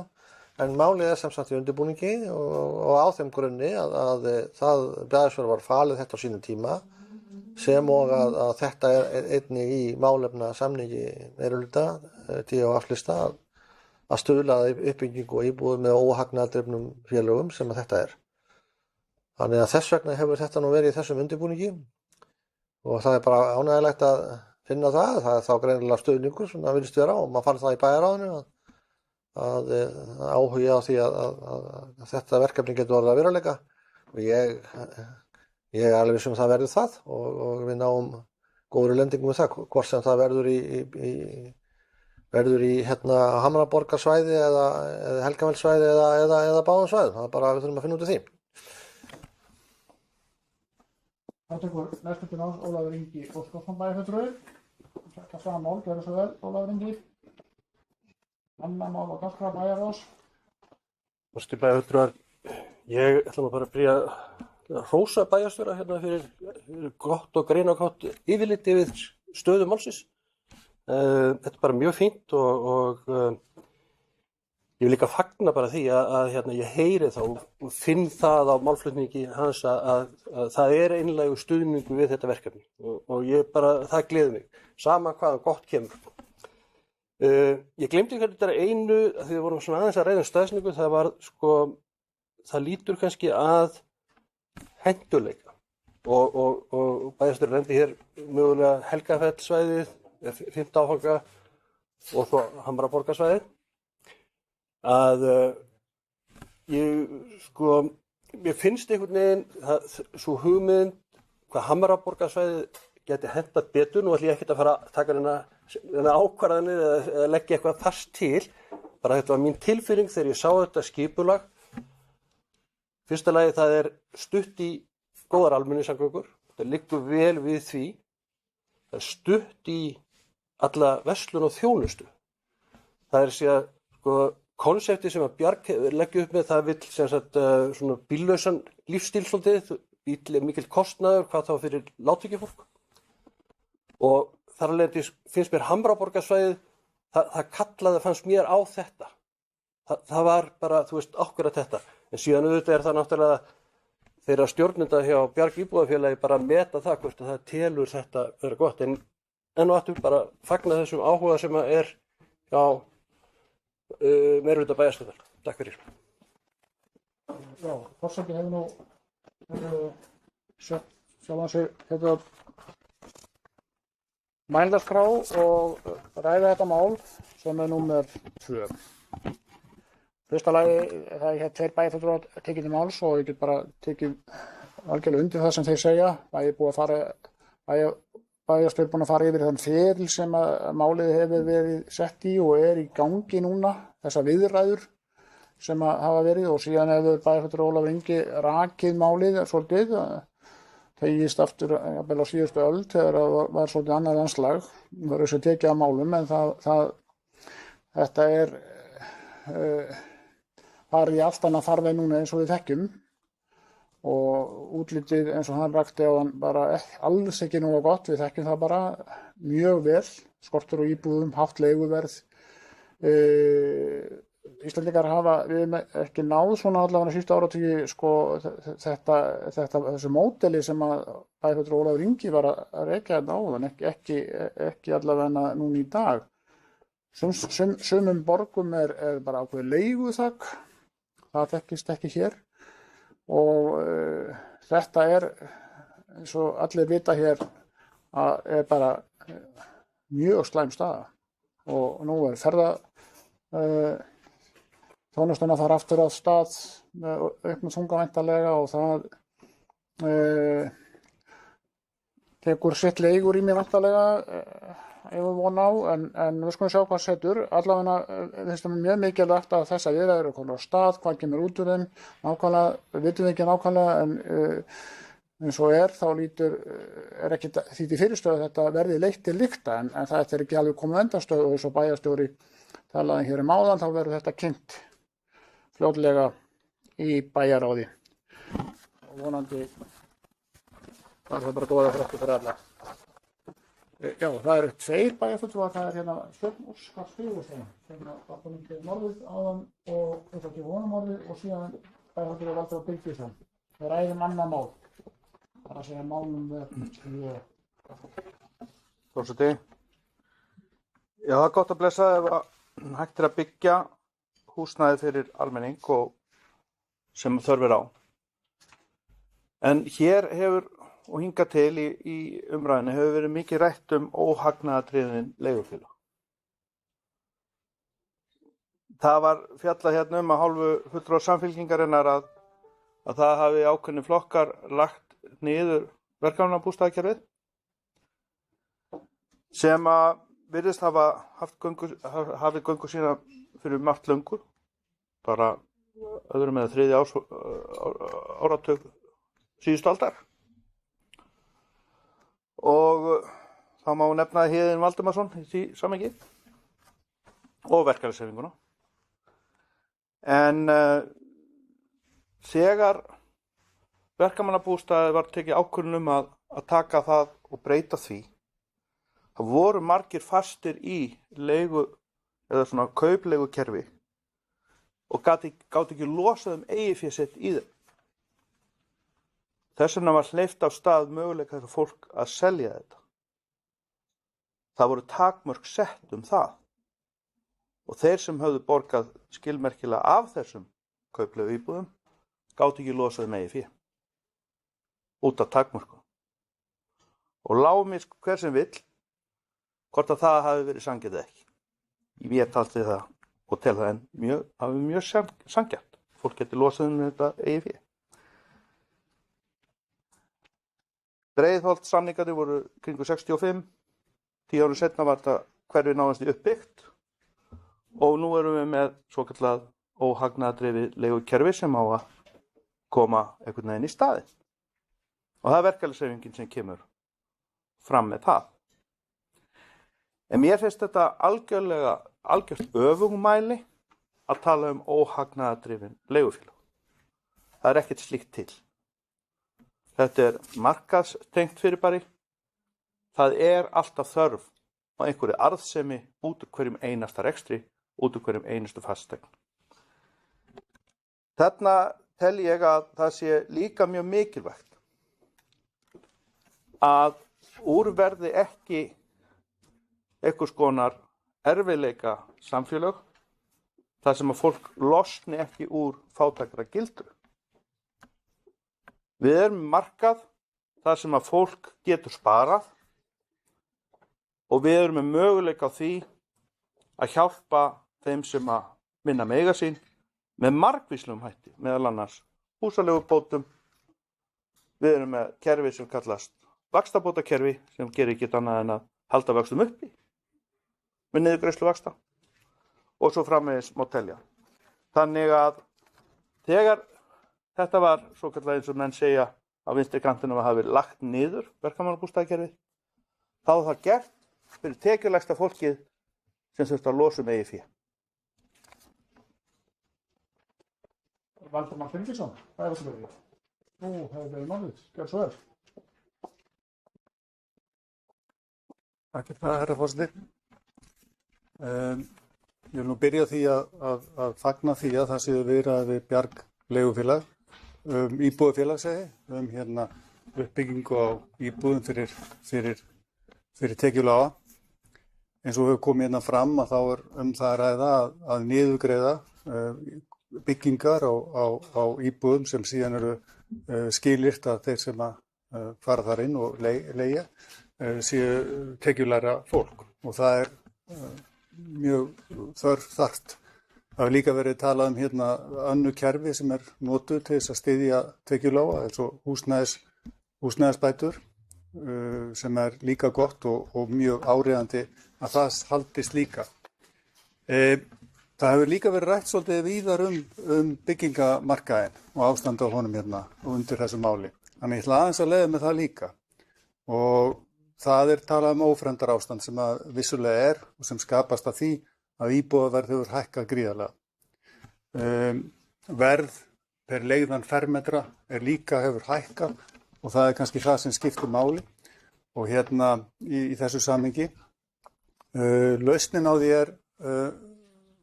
er flókin og erfið og það hafa verið gerð hérna hagstjórnarmistök sem hafa leitt til þess að eftirspurnin eftir húsnæði hefur verið gríðarleg. Hins vegar er mikið verið að kenna framboðsliðinu núna og það er líka eitt af því sem þarf að laga og það er framboð á húsnæði, öllu húsnæði og þar kannski mættu við fara að standa okkur betur, að bjóða meira af húsnæði til meira af landi undir byggingar. Það þurfa öll sveitarfélög á höfuðborgarsvæðinu að taka sér til og það þarf að gera áætlun til næstu allavega 5-10 ára fjölgun húsnæðis, fjölgun byggingarsvæða og við erum með nokkur svæði hérna í Mosfellsbæ sem við þurfum að fara að huga að flýta að taka nokkur. Náttúrulega Blikastaðalandi er náttúrulega það sem að gefur auga leið og svo Lágafellslandi og það upp úr og Sólvellina. Þannig að það þarf að fara að keyra klárin þannig, að fara að bæta í framboð af lóðum til bygginga og þetta þurfum við að gera eins og önnur sveitarfélög á höfuðborgarsvæðinu. Já, það er eitt bæjarfulltrúi á öðrum orðið. Það er bæjarfulltrúi Sveinn Óskar Sigurðsson, gjörðu svo vel. Við ræðum mál númer 2. Forseti, já, það kom ágætlega fram hjá síðasta ræðumanni að þetta er niðurgreitt. Og því er réttnefnið á þessu kostnaðarleigufélög. Það er eitthvað sem þarf að borga. Þetta er ekki óhagnaðardrifið, að því leyti nema að þetta er kannski tapdrifið. Og hvað er tapdrifið? Það gengur ekki upp því að það þarf eitthvað að netta það út, þannig að það endar í einhverju núllpunkti. Það er eitthvað sem þarf að borga. Niðurgreitt. Gott að blessað. Við viljum hjálpa okkar bræðurum og systrum hérna úti í samfélaginu. Það er sjálfsagt mál. En það skiptir líka máli hvernig það er gert. Nú, hér komum fulltrúi eins flokks sem er í borgarstjórn. Og þessi flokkar er að þétta byggð. Og það hefur gerst hérna líka. Og það þýðir ekki að kenna neinum Það er hagstjórnaratriði að bjóða fram lóðir. Það er hagstjórnaratriði. Og það var rétt hjá síðasta ræðumanni. Að það er hagstjórnaratriði að sveitarfélögin innan SSH hafa klikkað. Og á fundi nýlega hjá SSH og þá var fjallað getið komið hugmyndur varðandi hvað SSH er að stefna. Og SSH er komin langt út fyrir það sem hugmyndin var að bak við SSH. Það er einmitt að sinna þessu hlutverki. Að vera með skipulegum hætti, ekki með of mikið, heldur mátulega mikið, af frambóði af lóðum. Einmitt til þess að stýra því að það gerist ekki það sem gerðist. Fyrir hrun fjármálakerfisins 2008, þá kom þetta söma umræðan upp. Og þetta er enn að endurtaka sig. Og með þessi íbúðafélög sem er að ræða hér, þá tel ég að það skiptir mjög miklu máli fyrir almenning að vita hvernig þetta fyrirkomulag er. Óhagnaða drifið er ekki einhver velsælt án þess að einhver annar þurfa að greiða. Það skiptir máli. Já. Ég sé enga hönd á lofti, þannig að forseti lítur svo að þetta mál sé útrætt á þessu fundi. Við höfum þá rætt öll mál nema 1, það er að segja fjórðamál, sem snýst jókveiðieldi. En ég ætla að gefa orðið laust, ef einhver vill ræða eitthvað, annars erum við að fara í atkvæðagreiðslu. Og það er verið óskað eftir því að verið sérstaklega greitt atkvæði mál nr. 1. Það er sem sagt umræðum lokið í þessa fundargerð. Það er óskað eftir því að greiða atkvæði mál nr. 1 sem var rætt hér áðan, Helgafells-skóli, íþróttahús nýbygging. Ég vil árétta hvað við erum að greiða atkvæði. Við erum eingöngu að greiða atkvæði niðurstöðu bæjarráðs og bara svo að það sé sagt hér, þá var niðurstaðan að heimila umhverfissviði að ganga til samninga byggingu á íþróttahúsi Helgafells-skóla, auk samninga hönnun og byggingarstjórnun og eftirlit. Þá ætla ég að biðja bæjarfulltrúa að vera tilbúna þessi staðfesta þessa niðurstöðu bæjarráðs eru beinar réttu hönd. Það er staðfest með nýja atkvæðum. Gerir grein fyrir atkvæðum? Já. En ég ætla að gera athugasemd þú óskar eftir sérstakri atkvæðagreiðslu þetta mál. Já. Já. Forseti, ég styð þetta mál alla leið. Og það hefur látið verið vaka að ég veit ekki hvernig íþróttahreyfingin hefur byggst upp í Mosfellsbæ, en svo er ekki. Hér er að ræða mál sem skiptir... Mjög stutt maður gerir grein fyrir atkvæðatökum alþingismenn til fyrirmyndar þeim efnum. Ég verið búinn ef það getur blað, forseti. Já, það er 15 sekúndur. En það er svo málvegsti að hér er ungt samfélag að ræða í þessari íþróttagrein sem nefnt er í bókunni og mér finnst það skipta máli, þó hún sé ekki stór og stæðileg. Gott og vel, en þá greiðum við atkvæði heimálinn, 3, og þessum staðfest... Já, það var óskað eftir þessari sérræðargreiðslu, við hefðum getað greitt atkvæði sem að segja allan pakkan, en það standi ekki enn til boða að greiða atkvæði málum með 2, 3 og 4 núna og þessi staðfesta niðurstöðu bæjarráðs í þeim málum verður beinir eftir pönd og það er staðfest með öllum Þetta voru bæjarráðsfundargerðirnar 2 og þá förum við í nefndirnar. Það eru nokkrar, við förum fyrst í íþrótta- og tómstundunefnd. Fundur 10. febrúar, fundur nr. 251, 4 mál á dagskrá þar og ég gef orðið.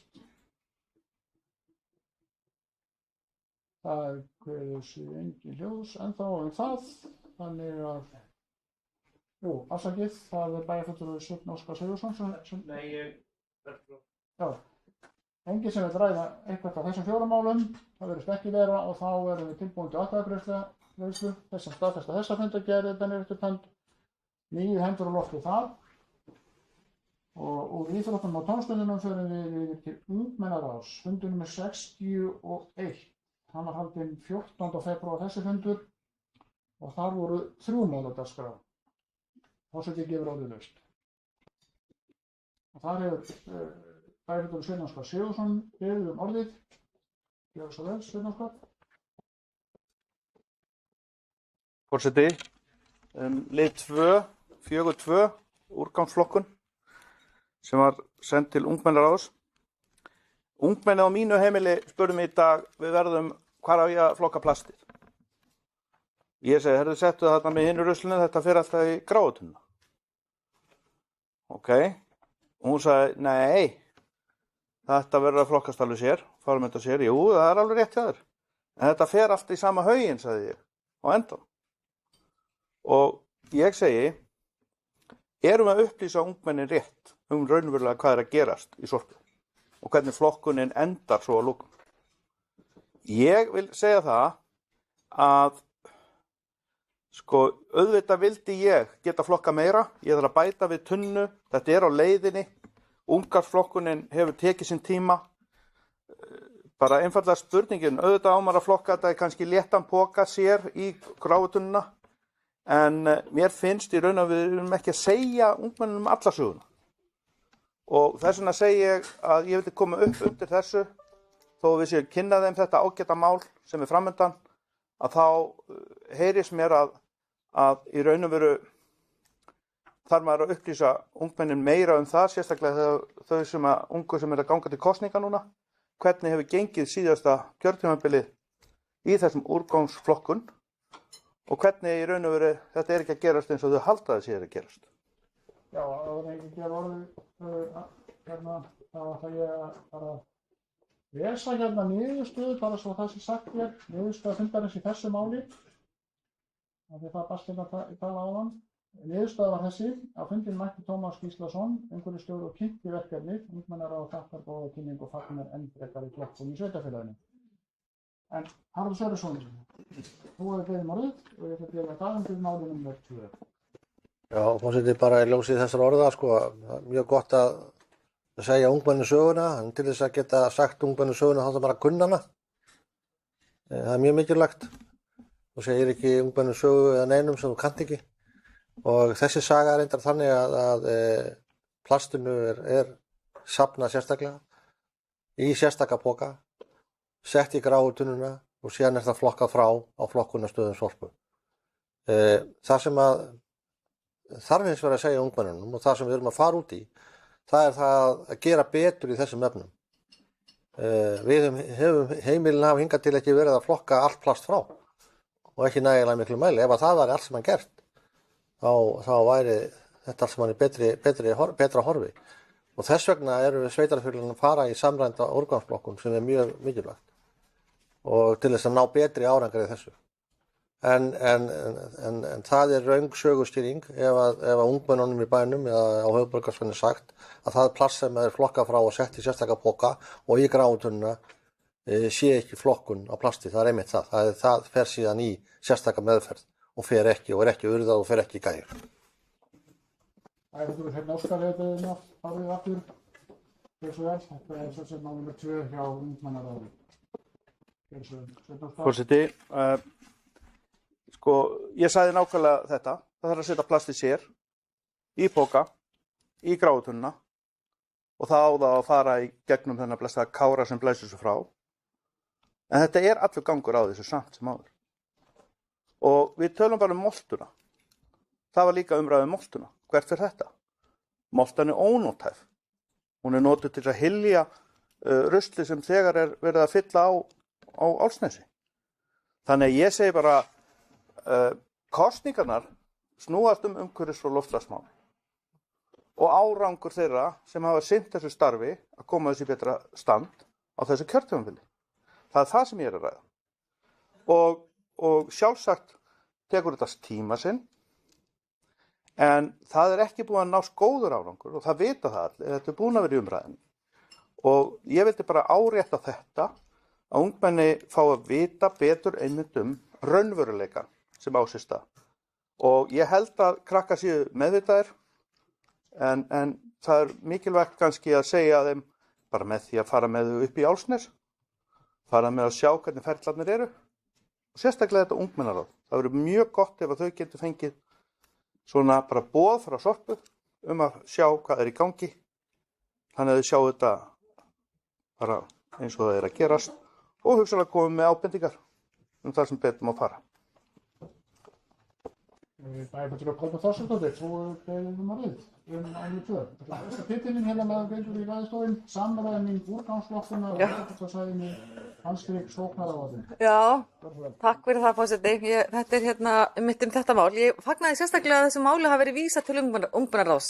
Það hafi verið stóra, það er stóra og mikilvæga skrefið í þessu að við erum að vera miklu duglegir að vísa svona málum til ungmennaráðs og ánægilegt að Tómas Gíslason hafi farið svona vel yfir þetta mál og jafnvel svo vel að það vakni spurningar og eðlilega gerir það að það vakna spurningar í kringum þetta allt saman og ég veit ekki, kannski má alveg skamma okkur fyrir það að það sé ekki nægar upplýsingar og næg fræðsla sem búið að fara fram í kringum þetta allt saman en ég held að það verði gert átak í því máli þegar að sérsefnunin hefst.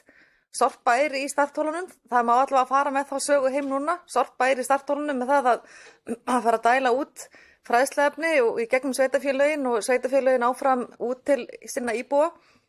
Þetta er ákvörðun sem var tekin, svo ég ætla nú ekki að fara að verja þessa aðferð sem er notuð núna, hvað sem fólki finnst hana. Að þá kynni ég hana einmitt þannig heim hjá mér að þetta er leiðin sem við notum og við gerum þetta svona og þetta er árangursrík leið fyrir okkur Mosfellinga, það er að segja fyrir höfuðborgarsvæði. Hverjum verður refsað í næstu kosningum fyrir umhverfis- og loftslagsmál verður bara komið ljós en það er allavega þannig að Mosfellsbær hefur barist ötullega fyrir þessi málaflokki og svona í skjóli, kannski vörn fyrir stórum bræðrum og systurum í næstu nágranna sveitarfélögum. En þannig að já, þetta er bara gott og ég tek undir það að auðvitað á unga fólkið að fá betur upplýsingar umhverfismálin og vonandi mun næstu kosningar snúast umhverfismál, loftslagsmál og lóðamál og allt þetta sem að brennur á. Það á að snúast það. En mér finnst þetta bara mjög góð og þörf umræða en höfum sögurnar réttar, segjum frá því hvernig hlutirnir eru og hvernig við getum gert betur. Við höfum alltaf að upplýsa og fræða, ekki hræða og þannig að við séum að bara gera vel og fá unga fólki með okkur og mér finnst þetta bara stórt skref að og það er ágætis hugmynd líka einmitt að bjóða ungmennaráðin upp í Gæju. Það er bara, ég skal bara algjörlega taka það til mín núna og ég var reyndar búin að tala um það svona fyrir svo skall reyndar COVID á, þau vorum alltaf að leiðin að fara upp í gasverkjarastöðuna til dæmis með að bjóða umhverfisnefndinni að fara. Var síðan bara, einhvern veginn það fór allt í lás og núna er alltaf opnast aftur og þannig ég held að sé bara um að gera að fara núna þegar allt verður opnað og fara upp yfir og bjóða fólki að koma og skoða og ég skal bara algjörlega taka þennan punkt til mín að koma, fá aðtökurt að ungmennaráð með í Mosfellsbæ með ekki koma í heimsókn upp í gasverkjarastöð. Bæjarfulltrúi Valdimar Birgisson hefur óskað að taka til máls. Málum 2. Gjörðu svo vel, Valdimar. Ég heyri það að þetta væri kosningamál því ákveðið að koma hingað og tala um þetta. En svona öllu gamni slepptu þá er þetta gríðarlega mikilvægt mál og eins og komið fram. Og það var að tala um kynningu, það er gott að blessa að fara með fólk úr ungmennaráðinu og kynna hvernig starfsemin er í Álfsnesi. Það er bara mjög gott. Þar finnst það að fara fram náttúrulega massív kennsla á þessa nýju flokkun sem við erum að fara í. Og hún þarf að vera mjög viðamikil vegna þess að flokkunum verður aldrei eins góð eins og bara fólk kann að flokka orða það þannig. Og þetta þarf að fara að gerast. Af því að þarna mjög jákvæða en mikla breytingu að ræða það hvernig við flokkum. Og loksins erum við komið með samræmda flokkun á höfuðborgarsvæðinu og sem hefur ekki verið hægt í mörg ár og þegar hefur verið að ýta á það í gegnum árin þá er alltaf komið fram að þetta sé þessu sveitarfélagi að kenna eða hinu sveitarfélaginu að kenna og einhvern veginn ekkert hægt að tala saman og ekkert hægt að gera fyrir en allt í einu núna að þá kom þörfin var að Gæja þarf að hafa hreinari straum og þá allt í einu var að fara rétta leið. Og það var fengin einhver óhæðar aðili til að búa til leiðina, hann kom með tillögu, hún samþykkt, punktur. Við ættum að læra þessu að gera þetta víðar og hætta að rífast. Takk. Já, það er Ólafur Ingi er næstur. Hversu er bæjarfulltrúi? Við höfum svona lög ofrið hjá bæjarfulltrúi Valdimar. Forseti, já, kosningamál, það náttúrulega mæta allir. Nei, ég hins vegar, er nú svolítið, þegar það var að salva, við finnum að kynna þetta fyrir ungmennunum. Mín reynslu er svo að áhugasamasta fólk umhverfismál og flokkun er einmitt ungmenni. Ég hef heyrt að á fleiri en einu stað að það séu þau sem drífa oft áfram flokkun á heimilinu. Þau svona passa vel upp á þetta og það er bara hið besta mál. Vissulega þurfa þau að fá upplýsingar alveg eins og bara allir aðrir það hvernig við förum með hlutina og við þurfum öll að hafa þá tilfinningu að flokkunin sé svona skilvirk og að það sé trúverðugt, endurvinnslan sem er gert, að það sé ekki eins og maður hefur rekist á að það sé bara að það er flokkað og svo er öllu dæmt saman. Ég er ekki að segja að það sé hjá okkur. En við þurfum að trúa og það þarf að vera svona einlægni á bakvið að það hafi eitthvað tilgang að flokka. Ég hef alltaf verið svolítið hræddur við þetta að treysta Kára. Ég hef séð þessa græju í aksjón og ég get ekki sagt að hún hafi vakið traust hjá mér í því verkefni sem henni er ætlað.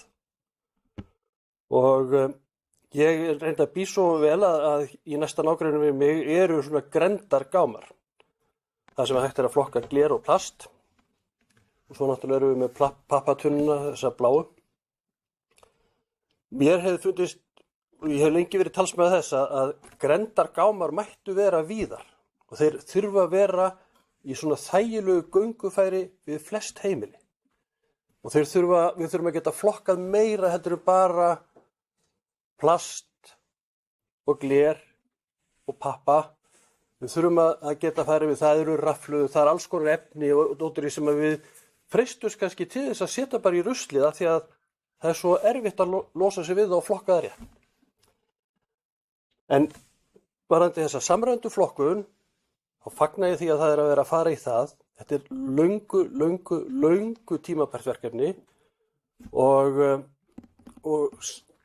en varðandi unga fólkið, við þurfum að vísa fleiri erindum til þeirra, leyfa þau fjallið það. Við erum fundið skorta svolítið á það, en við þurfum að vísa fleiri málum þangað og heyra þeirra álit á sem flestum málum. Takk fyrir. Já, Kolbrún, þú varst búin að biðja mér eftir. Gjörðu svo vel, bæjarfulltrúi Kolbrún, Þorsteinsdóttir.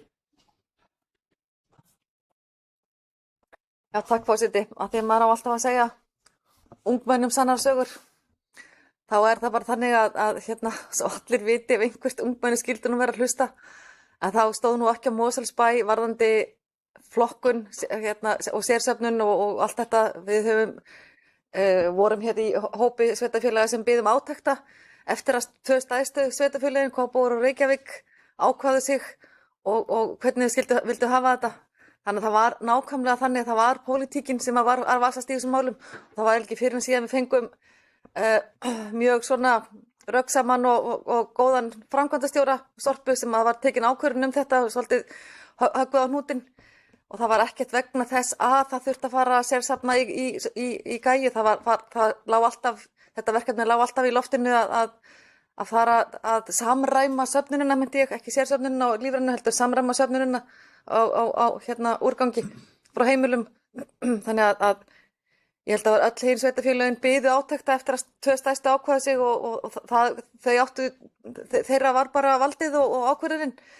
Og þannig að það sé nú örugglega sagt, ég er búin að segja þetta örugglega milljón sinnum í pontu. En þannig er það bara og síðan kom niðurstaða og við bara sjálfsögðu samþykktum hana, öll hinn sveitarfélögin sem biðum á kantinum. Þannig að það var ekkert út af því að það þurfti að fara að safna ofan í gæju að það þurfti að fara að þetta var gert. Þannig að samræmd flokkun var alltaf verkefni sem að þurfti að klára og það var ekki fyrir að það var slegið á puttan á pólitíkusunum að hægt að skipta sér af að þá gat Sorpa svona loksins og stjórn Sorpu fengið að vinna þetta friði og með framkvæmdastjórunum. Takk fyrir. Umræðum lokið mál nr. 2 hjá útkomuráði Mosfellsbæjar, fundur nr. 61. Ég vil gefa orðið laust mál nr. 1 og 3 ef einhver vill ræða þau mál þessum ágætafundi sem haldið hér mánuðinn 14. febrúar. Svo virðist ekki vera þá ætla ég að biðja rétt upp hönd þá bæjarfulltrúa sem staðfesta fundargerðina. Hann er staðfest í 9 atkvæðum. Og þá förum við næst í fjölskyldunefnd, haldin daginn eftir 15. febrúar. Fjölskyldunefnd Mosfellsbæjar hafði fundur númer 316, hvorki meira en minna, og þarna voru 11 mál á dagskrá. Og forseti gefur orðið laust og nú þegar hefur einn bæjarfulltrúi óskað takandi máls, það er Rúnar Bragi Guðlaugsson. Gjörðu svo vel, Rúnar Bragi.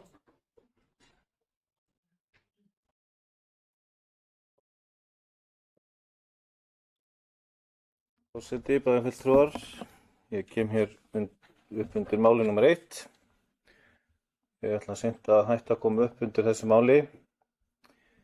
Hér verið að leggja fram lykiltölur og ég ætla bara rétt að renna yfir og minna bæjarfulltrúa á að skoða þessar tölur sem hér eru. En hér verið að fara yfir og hér við komin líka með heildar árið, þannig að við sjáum hér árið 2021 í heildsinni sem oft gott að skoða. En eins og árið byrjar hjá okkur varðandi fjárhagsaðstoð, þá hafa 30 manns þurft á fjárhagsaðstoð að halda í janúar sem töluvert fækkun milli ára og hefur verið ánægjulegt að sjá að fleiri hafa náð út á atvinnumarkaðinn aftur og þurfa ekki endilega á fjárhagsaðstoð hjá okkur að halda. Það sem hins vegar kannski áhyggjumál hjá okkur er að tilkynningum til barnaverndar hefur fjölgað í janúar, sérstaklega frá fyrra ári og það er ekki eins gott. En tilkynningum heimilisofbeldi, það hefur snar fækkað frá síðasta ári og árinu þar á undan en í janúar á þessu ári barst engin tilkynning sem betur fer. Og síðan er hér að síðustu í skjalinu varðandi atvinnuleysi meðal Mosfellinga að í desember virtist sem Mosfellingar séu örlítið að rísa aftur sú súla. Við höfum verið að lækka eða Mosfellingar hafa verið að fækka á atvinnuleysisskrá en núna í desember hefur hún aðeins farið upp aftur. Við vorum ekki konum með tölur í janúar þannig að ég ætlaði nú bara rétt að minna á þetta eins og áður. Takk fyrir. Voruð að lesta lykiltölu fjölskyldusviðs sem bæjarfulltrúi Rúnar Bragi var að ræða. Atkvæði sem ekki hljósa það. Forseti gefur orðið laust öll hinn málin. Þannig voru 11 mál á dagskrá. Atkvæði sem ekki hljós og þá lítur forseti svo á að það er óskað til sérstaka greiðslu dagskrárlið 5.3. 5.3, já. Og 5.7. Já. En bara svo ég árétti orðið ennþá laust sko, ég lít svo á að umræðin sé lokið þá og þá förum við í atkvæðagreiðslu og það er óskað eftir því að greiða sérstaklega atkvæði mál nr. 3. Þarna voru margar styrkbeiðnir afgreiddar og mál 3 var umsókn styrk frá Fjölskylduhjálp Íslands og þeirri umsókn var synjað og við greiðum atkvæði niðurstöðu fjölskyldunefndar í þessu eina máli. Þessi staðfesta niðurstöðun eru bennir rétt upp hönd, einhverja móti, það er eitt sem situr hjá. Það var einnig óskað eftir sérstaklega atkvæðagreiðslu mál nr. 7. Það var á svipuðum toga. Það kom umsókn frá Hjálparstarfi kirkjunnar rekstrarstyrk fyrir árið 2022 og þeirri styrkumsókn var synjað á þessum fundi. Þessi staðfesta niðurstöðu fjölskyldunefndar að bennir upp hönd, einhverja móti. Það er sama niðurstaða sem fjársetja í báðum málunum hjá bæjarfulltrúa. Þá förum við næst í að greiða atkvæði öll hinn málin, þess að staðfesta niðurstöðu fulltrúanefndar í öllum hinum málunum. Það eru 9 hendur á lofti þar. Úr fjölskyldunefndinni farum við í fræðslunefndina. Það er allt voðalega hérna í rauðu reglu hérna. Það er alveg ungmennaráðið 14. febrúar, fjölskyldunefnd 15. febrúar, fræðslunefnd 16. febrúar og umhverfisnefnd 17. febrúar. Og skipulagsnefnd 18. febrúar. Þegar svo að lífi sér fylgir. Jæja, við förum í fræðslumálin. Þarna voru 5 mál á dagskrá. Og forseti gefur orðið laust og bæjarfulltrúi Kolbrún Þorsteinsdóttir og formaður fræðslunefndar hefur óskað að taka til máls. Gjörðu svo vel. Já, takk forseti. Kem hér upp undir mál nummer 1 skóladagatöl.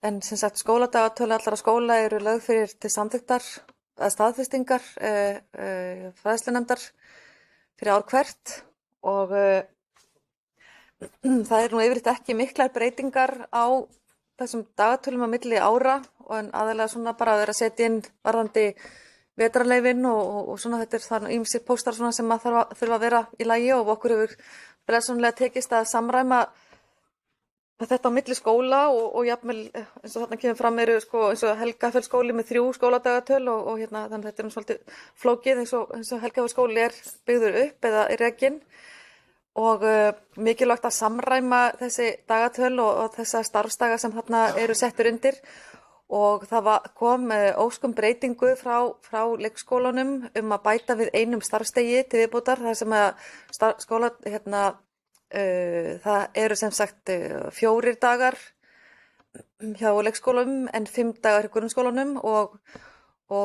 nefndin samþykkti það einróma að bæta við einu starfsdegi og sem skólamannesku þá finnst mér þetta náttúrulega ákaflega góðar fréttir og sérstaklega mikilvægt að þetta sé samræmt og að það sé þessar 2 skólastig fá að vinna saman að undirbúningi fyrir skólastarf. Þannig að þetta eru svona fréttirnar úr þessum skóladagatölum og annars má bara spyrja mig eitthvað út í þau ef einhverjar spurningar eru. Og já, þannig að þetta er það sem ég vildi segja mál nummer 1, forseti, annars er það ekki fleiri bili. Já, einhvern veginn ræða mál nummer 1 sem eftir við Kolbrún var að ræða. Svo virðist ekki vera, við gefum það voru laust hinn málin, 5 mál á dagskrá og Kolbrún hefur óskað að taka til máls aftur eitthvað annað mál, gjörðu svo vel. Og það eru 4 málum að velja.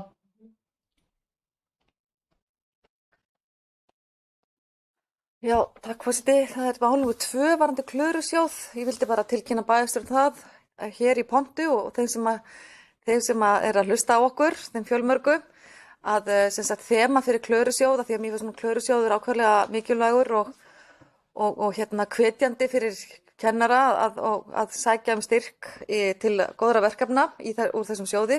Þannig að þemað fyrir næstu umsóknir er sem sagt umhverfisfræðsla. Þannig að það var það sem var einnig samþykkt einróma inn í nefndinni, talandi unga fólkið og umhverfið og þá náttúrulega lá þetta í loftinu og lá beint við að umhverfisfræðsla yrði næsta þema, þannig að það verður opnað fyrir umsóknir núna bara held ég í 1. mars, já, og líkuð 15. mars, sem sagt þá verður lokað fyrir. 15. apríl, nákvæmlega, 1. mars og 15. apríl, það var nákvæmlega þannig, ég myndi ekki alveg dagsetningarnar. Og þannig ég bara hvet fólk og kennara og þá sem að hér í skólanum okkar starfa til að sækja í þennan pott og svo úrverði hér stór og flott umhverfisverkefni sem að allir kennarar í öllum skólum okkar hér í Mosfellsbæ geta síðan nýtt áfram. Takk fyrir, forseti. Já, forseti hefur óskað að taka til máls sem óbreyttur bæjarfulltrúi þetta mál sem bæjarfulltrúi Kolbrún var að ræða. Já, ég vil bara taka undir orð hennar Klörusjóð og bara lýsi yfir ánægð minni hvernig þetta við gengið síðustu ár. Hann er ekki gamall í hettunni þessi sjóður en það hefur verið vel haldið utan þetta, það hefur verið ákveðið þema sem er gott líka, verið markvissara og þetta líka mikill hvati fyrir kennara og fyrir utan þetta nýtist sjálfsögðu sem námsefni og afmerkat eitthvað og eins og Kolbrún nefndi hérna áðan þá núna samþykkt í fræðslunefnd á þessu fundi sem við erum að ræða núna að áherslu atriði Köflórussjóðs 2022 verði umhverfisfræðsla. Og það svo sannarlega þörf á því, við vorum að ræða hér flokkunarmála áðan og umhverfismál eru hér auðvitað alltumlykjandi og halda því áfram. Ég verið viðstaddur svona þegar verið að afhenda viðurkenningarnar svona mikið gleðistund og svo veit ég að þeir sem hafa verið að vinna verkefnum að sýna eða kynna afraksturinn í fræðslunefnd, það hefur gerst líka. Þannig að mér finnst þetta mjög gott fyrirkomulega á þessum ágæta sjóði. Þá ætla ég að setjast hér niður sem forseti og gera á því veistum Köflórussjóður, einhver vill ræða það, svo virðist ekki vera. Einhver bæjarfulltrúi sem vill ræða einhver önnur mál sem voru þessari dagskrá sem við höfum ekki rætt. Ekki heldur, afsakið, það Ólafur Ingi Óskarsson bæjarfulltrúi sem að fara við. Bara hérna við langar að það mál 6.4 minnum mig, skólaþing. Mér langar bara að vekja athygli á þessu vegna þess að Samband íslenskra sveitarfélaga það stóð fyrir skólaþingi þar sem fyrri hluti var á mánudaginn og seinni hluti verður næsta mánudag og af einhverjum ástæðum þá átti ég lausa stund til þess að hafa svona augun á tölvunni og gat fylgst með þetta væri í streymi og það hægt að nálgast og það eiginlega það sem ég ekki vil hvetja þau ykkar sem voru ekki að fylgjast með þessu að nálgast þetta vegna þess að það allar umræðurnar og erindin það hægt að nálgast öllu streymi, þetta bara mjög fróðlegt og bara upplýsandi að mér fannst. Svona, ég kannski komin að þannig að mín börn eru löngu búin að klára sitt nám og ég svona kannski fann að finnast með kynslunum með 2 sem eru barnabörnin. Þau kannski standa manni, maður er kannski eins mikið ofan í þeirra daglega skólahaldi en við ættum kannski að gera meira af því. En þetta var bara mjög upplýsandi, ég vil bara vekja athygli á þessu. Skora á okkur að við gefum ykkur tíma til þess að kíkja á að fletti í gegnum þetta. Það verður laust þetta mál sem Ólafur Ingi var að ræða, skólaþing Samband íslenskra sveitarfélaga 2022. Við fengum hljóð sem það og þá erum við að lokið það mál. En vil við gefa orðið laust ef einhverju vill ræða það sem út af stendur þessari fundargerð. Það ekki það að ræða þannig að við göngum það til atkvæða. Þessi staðfesta fundargerðina eins og einstök mál verður með sér við bennur eftir fund staðfest með 9 atkvæðum. Já, síðan bara kom næsti dag og það þá 17. febrúar og þar hélt umhverfisnefnd fund. Fundur nummer 225 og þar voru 3 mál á dagskrá og ég ekki orðið laust. Eitthvað sem að bæjarfulltrúar vilja ræða í þessari fundargerð og virðist ekki vera þá lít ég svo á að þessi er tilbúin í atkvæðagreiðslu. Sem staðfesta þessa fundargerð gefur merki 9 hendur úr lofti. Síðan förum við í skipulagsnefndar fundargerð frá 18. febrúar. Mörg mál á venju á dagskrá. Það fundur nummer 559 og þar voru 13 mál á dagskrá og tókst að klára þau öll. Og ég gefur laust. Það var að ræða eitthvað það. Sér eftir merkja ennþá það. Þannig að þá var mjög óvægt að okkur að vota ganga til atkvæða. Þess að staðfesta fundargerð skipulagsnefndar að bennir eftir hönd.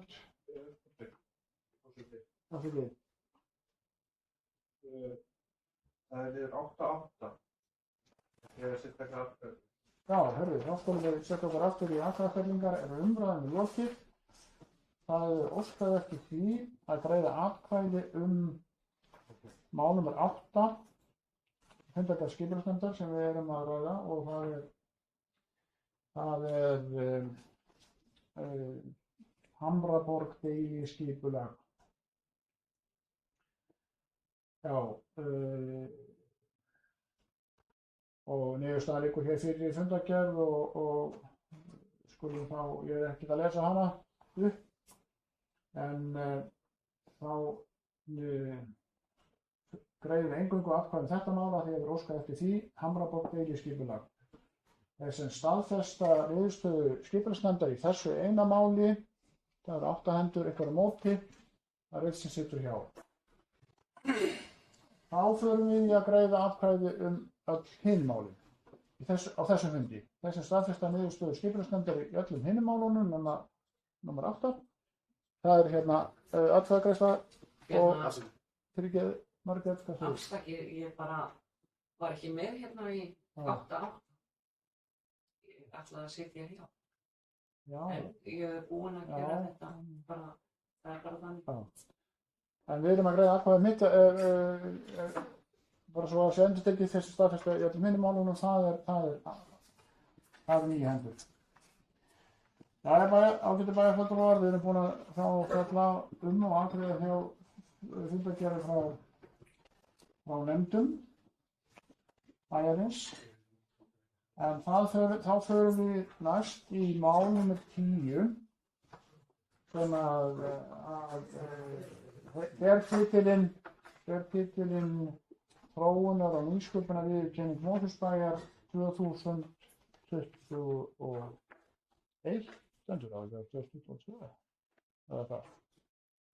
Já, stendur 21, já. Það var samþykkt 21. Já, þetta var samþykkt 21, já. Já, þetta er alveg rétt, en það liggur fyrir minnisblað til bæjarstjórnar frá forstöðumanni þjónustu og samskiptadeildar, þar sem ákveðin niðurstaða er kynnt frá menningar- og nýsköpunarnefnd og við greiðum atkvæði við þessa niðurstöðu. Þessi staðfesta þeirri niðurstöðu sem þar er kynnt eða bennir rétt upp hönd, hún er staðfest með 9 atkvæðum. Þá þetta mál afgreitt af þessu fundi. Þá förum við bæjarfulltrúar í það mál sem við heimilum að við tekjum hér á dagskrá, upphafi fundar, kosningi nefndur ráð. Það er eins og við gátum hér upphafi, það er að ræða mannabreytingar hjá D-lista í umhverfisnefnd og það er þá þannig, svo ég lesi þannig að í staðinn fyrir Kristínu Ýri Pálmarsdóttur tekur Hugrún Elvarsdóttir sæti sem aðalmaður í umhverfisnefnd af hálfu D-lista og jafnframt verði Örn Jónasson varaformaður nefndarinnar í stað Kristínar Ýrar og í þriðja lagi kemur inn nýr varamaður af hálfu D-lista og inn í nefndina og varamaðurinn er Arna Hagalínsdóttir. Ef einhverjar athugasemdir eru gerðar við þetta þá lítur svo forseti á að þetta sé bara staðfest og verður fært til bókar. Þá er nokkra fundargerðir eftir sem eru reyndar til kynningar, það eru reyndar fáar eins og við gátum hér upphafi, það eru 3. Fyrst förum við í fundargerð eða svokölluð afgreiðslufundur byggingafulltrúa. Fámennt og góðmennt á þeim fundum, en það er fundur frá 10. febrúar, það eru 2 mál á dagskrá. Ekki voru laust þau mál. Það er enginn sem biður orðið, þá er sú lögð fram. Síðan förum við hér í stjórnum Samband íslenskra sveitarfélaga, það eru fundur nr. 906, það er hvorki meira né minna. Þessi fundur var haldinn 4. febrúar síðastliðið, fólk af öllu landinu og fjarfundur. Það er gaman að sjá hvað það gengi vel til verks þarna, það eru hvorki meira né minna 31 mál á dagskrá. Þetta tók 3 klukkustundir og 30 mínútur, frá 12 á hádegi til hálf 4. En ekki var orðið laust þessa fundargerð, ef einhver vill ræða eitthvað sem þar var bara að koma.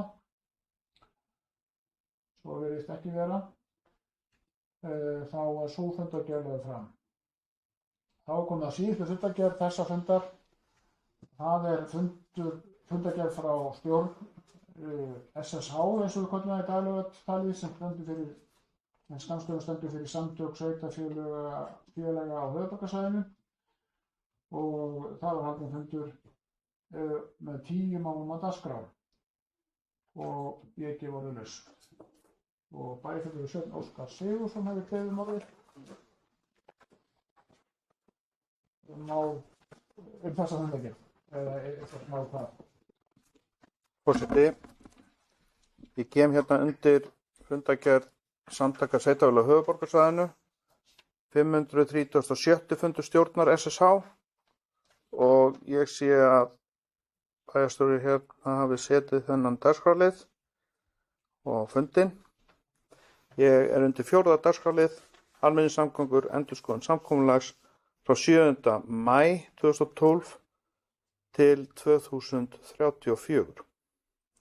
Með leyfi forseta, ég ætla að vitna hérna í afgreiðsluna. Já, í niðurstöðuna. Já, stendur hérna fyrsta lagi innihaldið og svo niðurstaðan. Já, gjör svo. Fulltrúi SSH í starfshópi endurskoðun samkomulagsins fara yfir stöðu viðræðna við ríkið vegna endurskoðunar samkomulags almenningssamgöngur. Gestir voru Birgir Björn Sigurjónsson og Guðrún Edda Finnbogadóttir. Niðurstaðan var staða viðræða kynnt. Tilvitnun lýkur. Hér stendur ekkert hvað var kynnt. En gott og blessað, við erum með fulltrúa okkar sem satt fundinn, og væntanlega, maður þarf að geta eitthvað í þarna, en sjálfsagt að þetta grafa sjálfsagt meira þetta og undirbúa sig með símringingum og einhverjum gagnaöflun frekari. En svona til að gera máli skýrara og fá þetta bara beint frá fundamanni, er ég að leita eftir því, fyrstulega hvað þetta er og hvort þetta sé þetta samkomulag frá greiðslum fyrir strætó á sínum tíma. Almennir samgöngur eru til dæmis strætóreksturinn, og það var samkomulag 2012 að fjármagn sem annars hefði farið í stofnvegaframkvæmdir og annað slíkt færi áfram frá ríkinu þá beint í strætó. Þannig að ég spyr, er þetta og á að halda þessu fjáraustri áfram? Já, það er beint til fulltrúa Mosfellsbæjar að fund bæjarstjóra. Haraldur Sverrisson, gjörðu svo vel. Þessi fundur fór á 7. febrúar, þessi komið fram núna. Já, forseti. Já, það tengist í máli sem bæjarfulltrúinn Sveinn Óskar nefndi. Það er að segja að þetta er það samkomulag sem var gert hérna, já, örugglega rétt hjá bæjarfulltrúinn að hafa verið gert árið 2012, myndir þetta að það hefur gert 2010, en það er örugglega mismunni mér. Bæjarfulltrúinn hefur örugglega rétt fyrir því að það hefur verið 2012, sem gengur út á það að ríkið greiðir, já, það var nú upphaflega milljarður til strætó á hverju ári, en nú komið niður í einhverja 900 milljónir, því að ríkið ákvað að þessi liður taki hagræðingarkröfum. Það er nú mjög sérstakt, en það er nú eins og annað með samninga við ríkið, þeir eru stundum órannsanganlegir. Það er verið að ræða þetta, framhald þessara, ég myndi nú reyndar ekki vilja samnefna mig við það að það sé fjáraustur. Ég myndi nú frekar skilgreina það sem þáttaka ríkisins í mjög nauðsynlegum almennum samgöngum á höfuðborgarsvæðinu, og viðurkenning á því að það er ekki bara okkar einkamál hér, höfuðborgarbúa og þeir sem með það fara að slíkar samgöngur séu til staðar. Og fyrst og fremst hefur þetta farið í fjárfestingar fyrir strætó. En þetta tengist líka því að ríkið taki þátt í rekstri borgarlínu, því að það skoðun sumra, já, ég myndi nú kannski segja margra, en örugglega ekki allra, að þar beri ríkið ákveðna skyldur vegna raunverulega sömu rökum og með framlög til strætó. Að þetta sé ekki bara einkamál okkar hér á höfuðborgarsvæðinu að hafa hér hágæða afkastamiklar almenningssamgöngur sem að nýtast okkur til framtíðar. Þannig að það var bara verið að fara yfir þessa stöðu og hún er svo sem ekkert öðruvísin hefur verið. Það er ekki nein niðurstaða því máli enn sem komið er og við erum að held ég bara áfram. Sveinn Óskar Sigurðsson, þetta er María Ársvöld, gjörðu svör. Þetta er 4. mál á þessari fundargerð, almenningssamgöngur og endurskoðun samkomulags frá 7. maí 2012 til 2024. Takk að forseti.